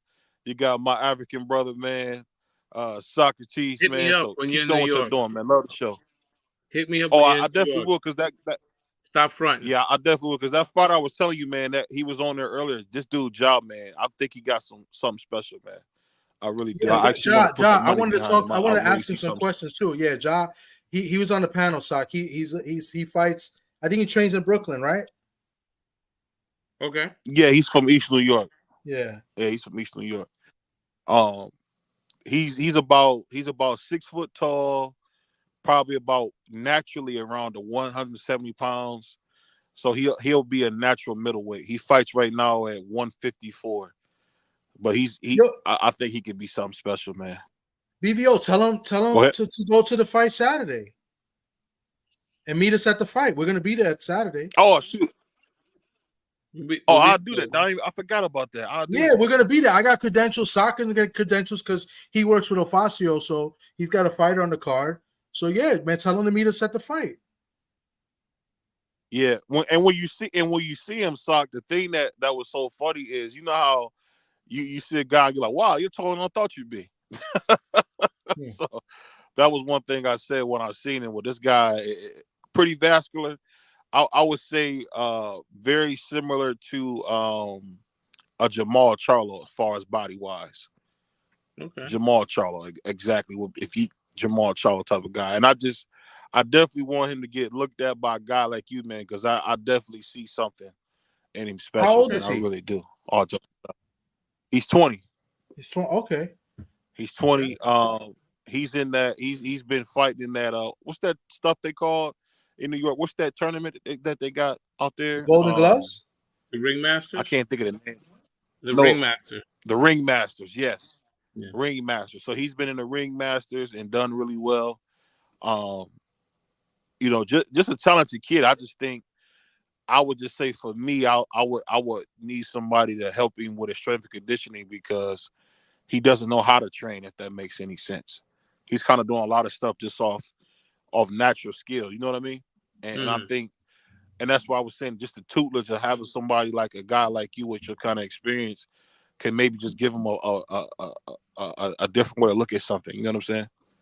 Absolutely. But I can go on and on when I'm talking about boxing, man. So don't have me hold you up if you guys up. I know Tommy got to get to bed before he gets slapped by his wife. So go ahead and get to bed, Doug Heffernan.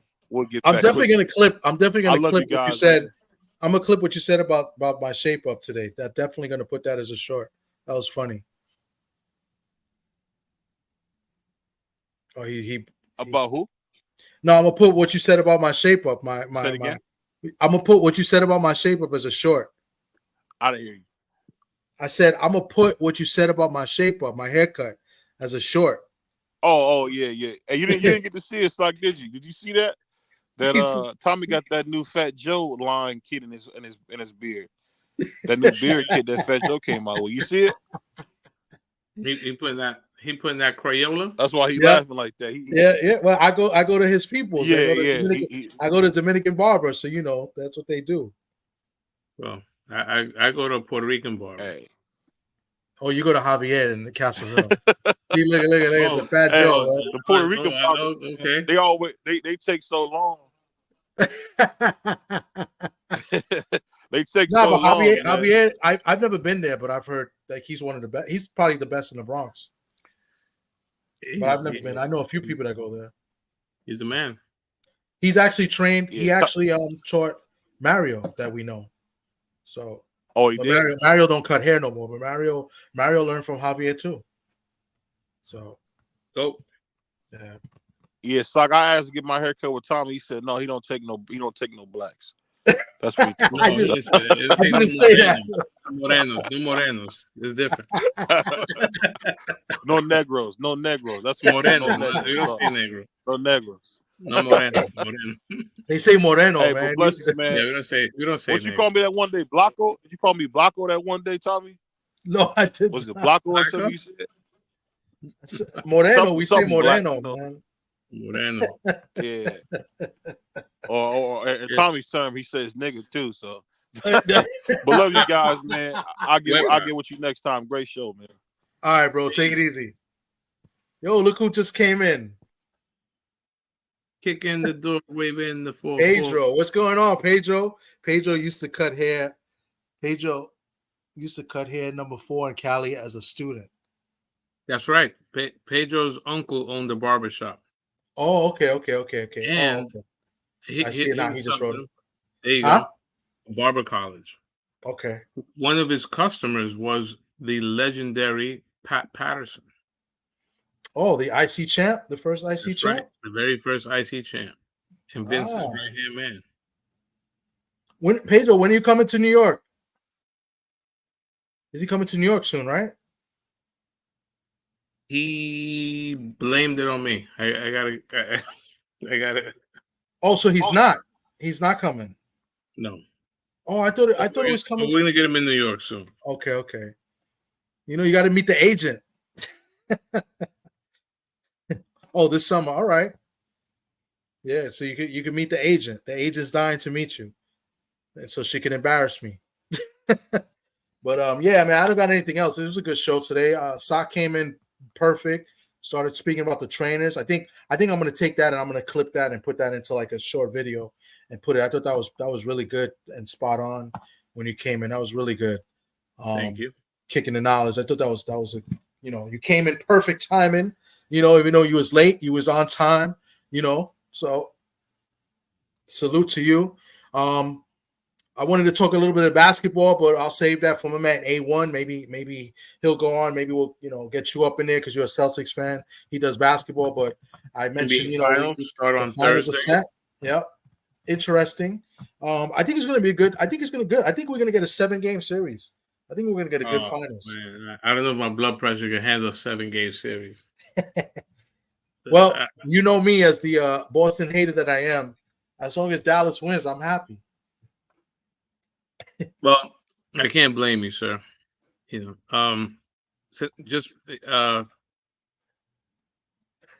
go to bed. I'm scared of him. My agent. Rest in peace, Bill Walton. Yeah, man. Bill Walton was a legendary personality, right? Not just a basketball, as the personality. Forget it. Well, I mean, great storyteller. Yes, I mean, just it's the guy. It's amazing because he was working up until last year. I had no idea he was sick. Yeah. Yep. Yeah. I know Pedro would appreciate Bill Walton. Yeah. Great guy. That 30 for 30 they did was really good. I'm actually gonna go back and watch it. Yeah, that was really good. He said, "Smoke more weed than me." Yeah. What do you mean, Pedro? What do you mean?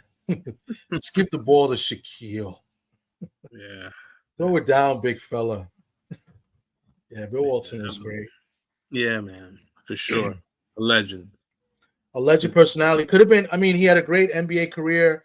He had a good NBA career. Could have been great. The injuries kind of held him back from being great. He was on a great Trailblazer team. Yeah, being great. Look, he did the most with what he, in a short period of time. Yeah. He won an MVP, won an NBA title, 6-man. He was I mean, shit. He was a He legend. won more. He won more than one, right? He won with the Celtics too, right? Right, 2 rings. Yeah, Yeah, he won. yeah.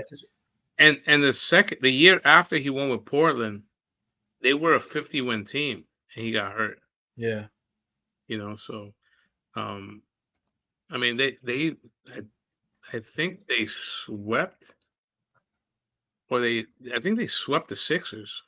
In the Sixer team that had Dr. J, Darryl Dawkins, World Be Free, I mean, and his competition. I mean, he played against Willis Reed. He played against Darryl Dawkins, Kareem. I mean, he played in the Artist Gilmore. He played in the era of the big man. Yeah. And his numbers were. I mean, yeah, any idiot could say, "Oh, he only scored 6,000 points." Bill, a prime Bill Walton was, 29 and 16. Mm-hmm. I mean, and probably the greatest passing center of all time. I think the closest guy was probably like Sabonis, Vlade Well, Divac. don't tell that to Brad Daugherty. Wasn't Brad Daugherty like? Brad Daugherty was a very good passing big man. Didn't he claim to be like the best passing center at one point? Yeah, Jokic. Yeah. I mean that's what Bill Walton was. Mm-hmm. And he played defense. Jokic Yeah. doesn't play defense. Yeah. So Yeah, definitely. And I mean, I don't want to say icon, but he's close to it. no, Just because of the announcing and the stories and probably second greatest college player of all time. Number 1 is Kareem. Number 2 is Bill Walton. Yeah. He had an NBA. He had a NCAA championship game against Memphis State Memphis. He shot 20 of 21 or 21 of 22. I think that was the championship game. Wasn't that? Yeah. He shot 40. Yeah. Did say no to Diddy. OMG. Vegas off the hook. But one thing that we know what Bill would always mention is that they let Coach Wooden down against Notre Dame. Yes. That game, when you look back at that game, like they did let him down because it's not that Notre Dame won the game. They lost that game. It was like 3 or 4 turnovers in the last 2 minutes or something like that. Right? Because I thought they were up like 7 or 8. Yeah. But that's it. Hopefully, next Friday I'm going to the Yankee game, so I don't know if we're gonna be live next Friday unless I make it back, or maybe we can set something up where you start it and then we'll finish it. We got the press conference Thursday. We got the weigh-in Friday and then the fight next Saturday. So then Yankees Dodgers next Friday. I'll be there. That's a big game because it's Yankees Dodgers, right? That's a classic matchup at the stadium next Friday. I got tickets to that game. Really? So I'll be there. Yeah. Thanks for the invite. Salute to you. Hey, play your cards right. You know what I'm saying? We'll see what happens. So let's see. We'll see what's up as we go on this week. I would like to get Ofacio on if you could make that happen sometime. Maybe 20 minutes. We could do a short interview and just put something up before the fight. We'll see what happens. I would like to do a baseball show, strictly talk baseball. Baseball's been good. We've been, it's been good this year. We could talk a little fantasy. We're both doing fantasy baseball. Give our tips. See, who the young guys out there, the young bucks. I've been talking. I've done a few videos on Skeens of the Pirates. Very high on him. So maybe Sock, if you're willing, we could do that. Maybe we get Los. Maybe we can introduce the audience to our guy Los. He knows a lot about baseball. Unfortunately, he's a Mets fan. So he's not a happy Mets fan, as you know. But I think Los would be good. I will bring in Brett. Brett knows everything, so we bring Brett too. So, maybe we do something. I would like to do something this week at night. Maybe we could do something like 8:30, 9 o'clock or something. We could do a half-hour baseball show. The Yankees already have 40 wins, along with the Phillies. Yeah, the Phillies. The Phillies. The surprise to me is the surprise this year to me is the Guardians. Yeah, the Guardians and the Royals. But the Guardians, they lost pitcher. The Guardians, they lost Shane Bieber for the year. I can't. You know what I'm saying? Like they lost. I said the Guardians, they lost their best. They lost their best pitcher. Can you hear me? He's done for the year. Yes. Bieber's done for the year. So I mean, I like the kid. The guy they got. Nail has been playing well at first. Ramirez is showing that he's the top player in the league. What's the guy's name? Jimenez has played well. Quan has played well. I think he got hurt though, but he was playing well.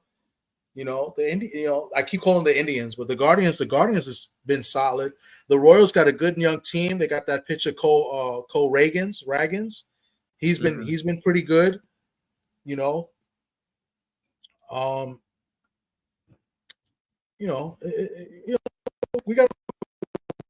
Ramirez. I mean, it's been interesting. Start. Wow, 16. Yeah, that's what I'm saying. Ramirez is showing that he's like a top player. Seattle's played well. I look at their batting average. Wow, they've got this guy's batting. The catcher batting 352. The nailer batting 235. Quan 365. I mean, Jimenez, nice bounce back. He was an all-star, I think, 2 years ago. 2 years ago, yeah. Yeah. Good team. I mean, it's all that division though has sucked for a long time. Yeah. I mean, the Twins. But they got 3 games. They got 3 teams over 500, and Detroit is like floating. Detroit's got a good young team too. They got a couple younger pitchers on the team. The White Sox are just terrible. Yeah, they are bad. And in the West is kind of bad. The Astros are in 4th place, on 3rd place right now. Yeah. The defending champs Rangers are in 2nd place, back by 4. The 20s. So the only team over 500 is the Mariners. So everyone will get fat off of Oakland and the Angels. I'm still not going to count out the Astros. They're 6.5 out, as bad as they've played. You can't count played up to their potential yet. And now, if Texas, Carter, Evan Carter, he has not played. What everybody thought he was going to be. When is DeGrom coming back? It's a good question. I want to say he's coming back after. I want to say either late July or early August. I think he got some. Now, if DeGrom comes back, same as Kershaw, I think. Yeah, that would. I mean, he's pitching well, right? Adding if Texas could get to 500 or stay within striking distance, and they get DeGrom back, I mean, you cannot count them out, especially with that lineup: Garcia, Simeon, the shortstop, the ex-Dodger, what's his name? I know you're talking about Simeon. His brother plays for Seattle. Seager. You talking about nothing? Seager. Oh, Seager. Yeah, Seager. Okay. Seager. Yeah, I mean, a lot of baseball left. I mean, the Yankees though look unbelievable. Yeah. By far the best team in baseball. His Jung got hurt. Josh Jung, he got hurt, right? He was doing well for them last year. That's the Rangers. Yeah. Tavares was playing a little bit better. Tavares was a good prospect years ago. He's played a little bit better. Then they got Garcia. Garcia's okay. I don't think he's played up to potential. guy. Who's the other guy? Evan Carter. So they haven't really panned out. Remember last year you had guys like Josh Jung and the catcher come out of nowhere and have good years for Texas. Right. Jonah, he had a solid year for Texas. Those are two guys that played well. I mean, besides Semien, but Josh Jung and were the two guys that I kind of, that were big impacts who were just on the team. I don't know if those were their rookie years or what, but those two guys played well. Man, but Texas will still be in it, especially in that division. The Mariners, I like the Mariners rotation. They're just not as consistent. In the bullpen, they have a good yeah. They have a very good. They're starting. Their starting five is not bad. Yeah. Trump. Pedro's happy. Trump guilty of 34 felons. Now, good night. That was for Sock, right? Because we know Sock is a Trump guy. Stop it. I'm not. But I think it's time to say good night anyway. So, but yeah, there's something we could talk about behind the scenes. Cornell West. What's up? I'm rolling with my man Cornell West.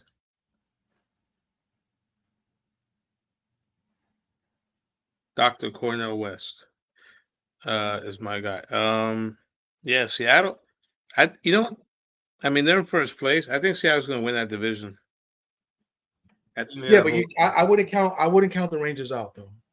No. I think that's going to be good, and the Astros will be better. Yeah, I'm not gonna shit on the Astros. They're 6.5 out. I mean, we're talking about. I mean, we're just hitting June. There's a lot of baseball left.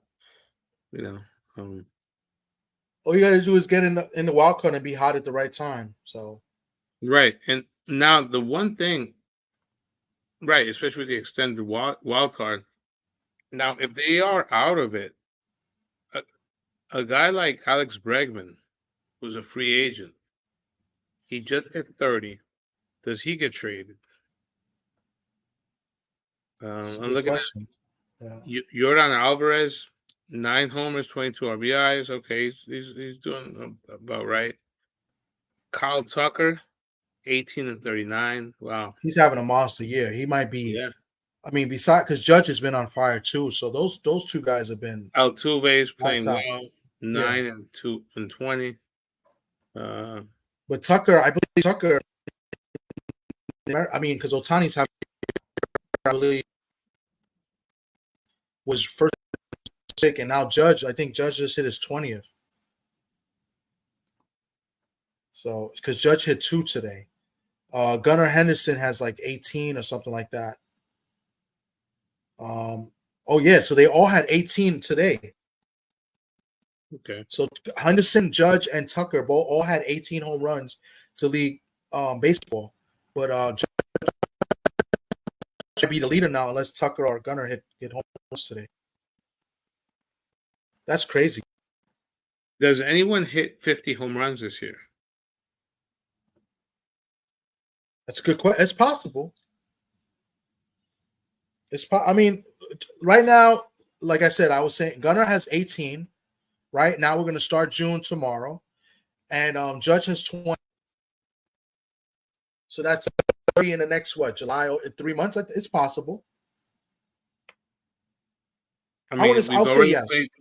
We've already played 59 games, so we have 100 games left. Over 102 games left, right? No, 103. Yeah, give or take. Yeah. I mean, barring injuries, I say yes. I mean, you made 55. I don't think Gunnar Henderson hits 50, but Judge is definitely in the ballpark of hitting 50, and I guess Tucker. If I was to guess, how many does Ohtani have? Ohtani has only 14. So Ohtani has like 14 home runs, 38 guys. Okay. I mean, he's just all around. 13 stolen bases, 73 hits. He's hitting 330. Ohtani's having a sick year. right? When you Yeah. talk about batting average and everything, he leads an average by far. Maybe Soto's the second. Soto and Ozuna, but nobody thinks Ozuna is really going to do this all year. But Well, Soto's hitting 312. he's a very good hitter. I mean, he's been a good hitter for a long time. He's always been a good power hitter, but he's never really been a 300 hitter. He might be approaching free agency because so when guys are chasing paper, they get really good. Yeah, of course, yeah. Just like Soto. Soto, this is his contract year, right? Yes. Yeah. Every hit, the catcher should bring. Juan Soto is really looking crazy. Well, I'll give you a 311. This is before tonight's game. This is before tonight's games. He's hitting 312, 15 home runs, 49 RBIs. And 991. I mean, that's 99. Yeah, that's pretty sick. The Judge is at. He's got more RBIs. But I think he had 3 or 4 plus the 2 home runs. But he's hitting 273. Which is good, right? For a power hitter, you want them to be a real good power hitter. 280 is pretty good, right? Mm-hmm. But Ohtani, this fucking guy, he can steal bases for you. He scores runs, and his batting average is 330. You know who's having a good year too? Who? Who's your guy? Who? I'm sorry? You're breaking up on me. Oh man, that's my internet messing up. I said your guy is having a good year. You're one of your favorite players. Bryce Harper? Yep. That's my guy, yeah. Bryce Harper. 13 home runs, 42 RBI. Yeah, I mean, he's been a good player for a long time. Yeah, and 889, on base. Yeah, I mean, and he's on the first place team. I mean, one of the better players lineup. Bryce has 319 home runs. Trey Turner. He'll probably be at 400 maybe a year from now. It's possible. It's possible. He's looking at 500 in about 4 years. Yeah. About 4 years. Jose Ramirez. I wish my guy Devers had a little protection. He's not having a great year, but he's having a good year. 10 homers, 26 RBIs, 901 OPS. You heard what I said. Jose Ramirez, he leads in RBIs. He's got 56. He's having a sick year. Yeah. But a lot of baseball left to play. But Cleveland rocks right now. It's crazy. They're in an easy division, and that ballpark is really good for left-handed hitting. So I think he's gonna be okay. Baum is having a good year for the Phillies too. That's another guy. He's 47 RBIs, 5 home runs. Yeah, hitting 308. So I'm telling you, it's an interesting season. A lot. Pitching has dominated a lot, I think.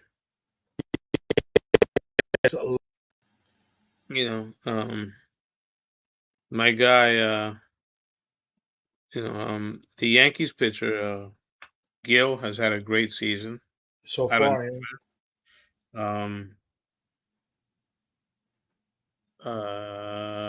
My guy for the Sox, Houck. Yeah, he's been phenomenal. Yeah, he's turning into. I mean, he's 5-5, but his ERA is 1.85. He's I would be shocked if he's not an all-star at this point. And he's giving length. Pause. Yeah. And it's the two shockers this year. Seth Lugo and yeah, he right now he's a front runner for the Cy Young. Both those guys. And your guy, oh man, I know you're not ready to hear this. Who? He's having a phenomenal year, right? Also. Who? Chris Sale. Well, I knew he was. As soon as he left, I knew he was going to be great. Oh my God! And a team that lost their best pitcher too. Yeah, 8-1. 2.12 ERA. Yeah, and he's a guy that came in, as kind of like the third starter for them. Yeah, and obviously he's been an ace throughout his career. So yeah, he's doing great. The guy we traded for him, Grisham, I'm not really impressed. I think he's a AAA player at best right now. But yeah, Chris Sale's good. I mean, he just can't stay healthy. Yeah. But yeah. It's going to be an interesting summer. Yeah. But I guess it's time to say goodbye. But we'll talk behind the scenes. Appreciate everybody that came through today. For those that donated and sent the super chats, appreciate you guys. A1 and Eric Jordan, appreciate you guys. And everybody that came through, everybody that was on the panel. It was a good show today. We spoke, had some good conversations about the fights. We just gave you some baseball talk. So, we'll try to do more content. I know it's been a couple weeks, but definitely appreciate people stopping by, watching the replay as well. So, Sock, if you don't got anything else, we'll call it a night.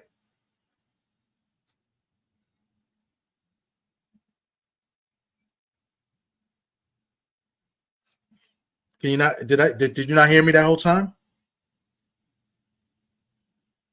I'm having a problem with the audio, I guess. Can you hear me? Sock, you're on mute.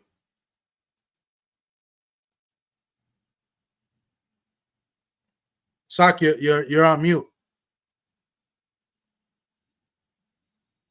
You're on mute. You're on mute. Okay. All right. All right. Well, that's it for us, guys. We'll catch you guys on the next one. Hopefully, maybe we'll do something on Sunday. Take care, everybody. Have a good night. Peace.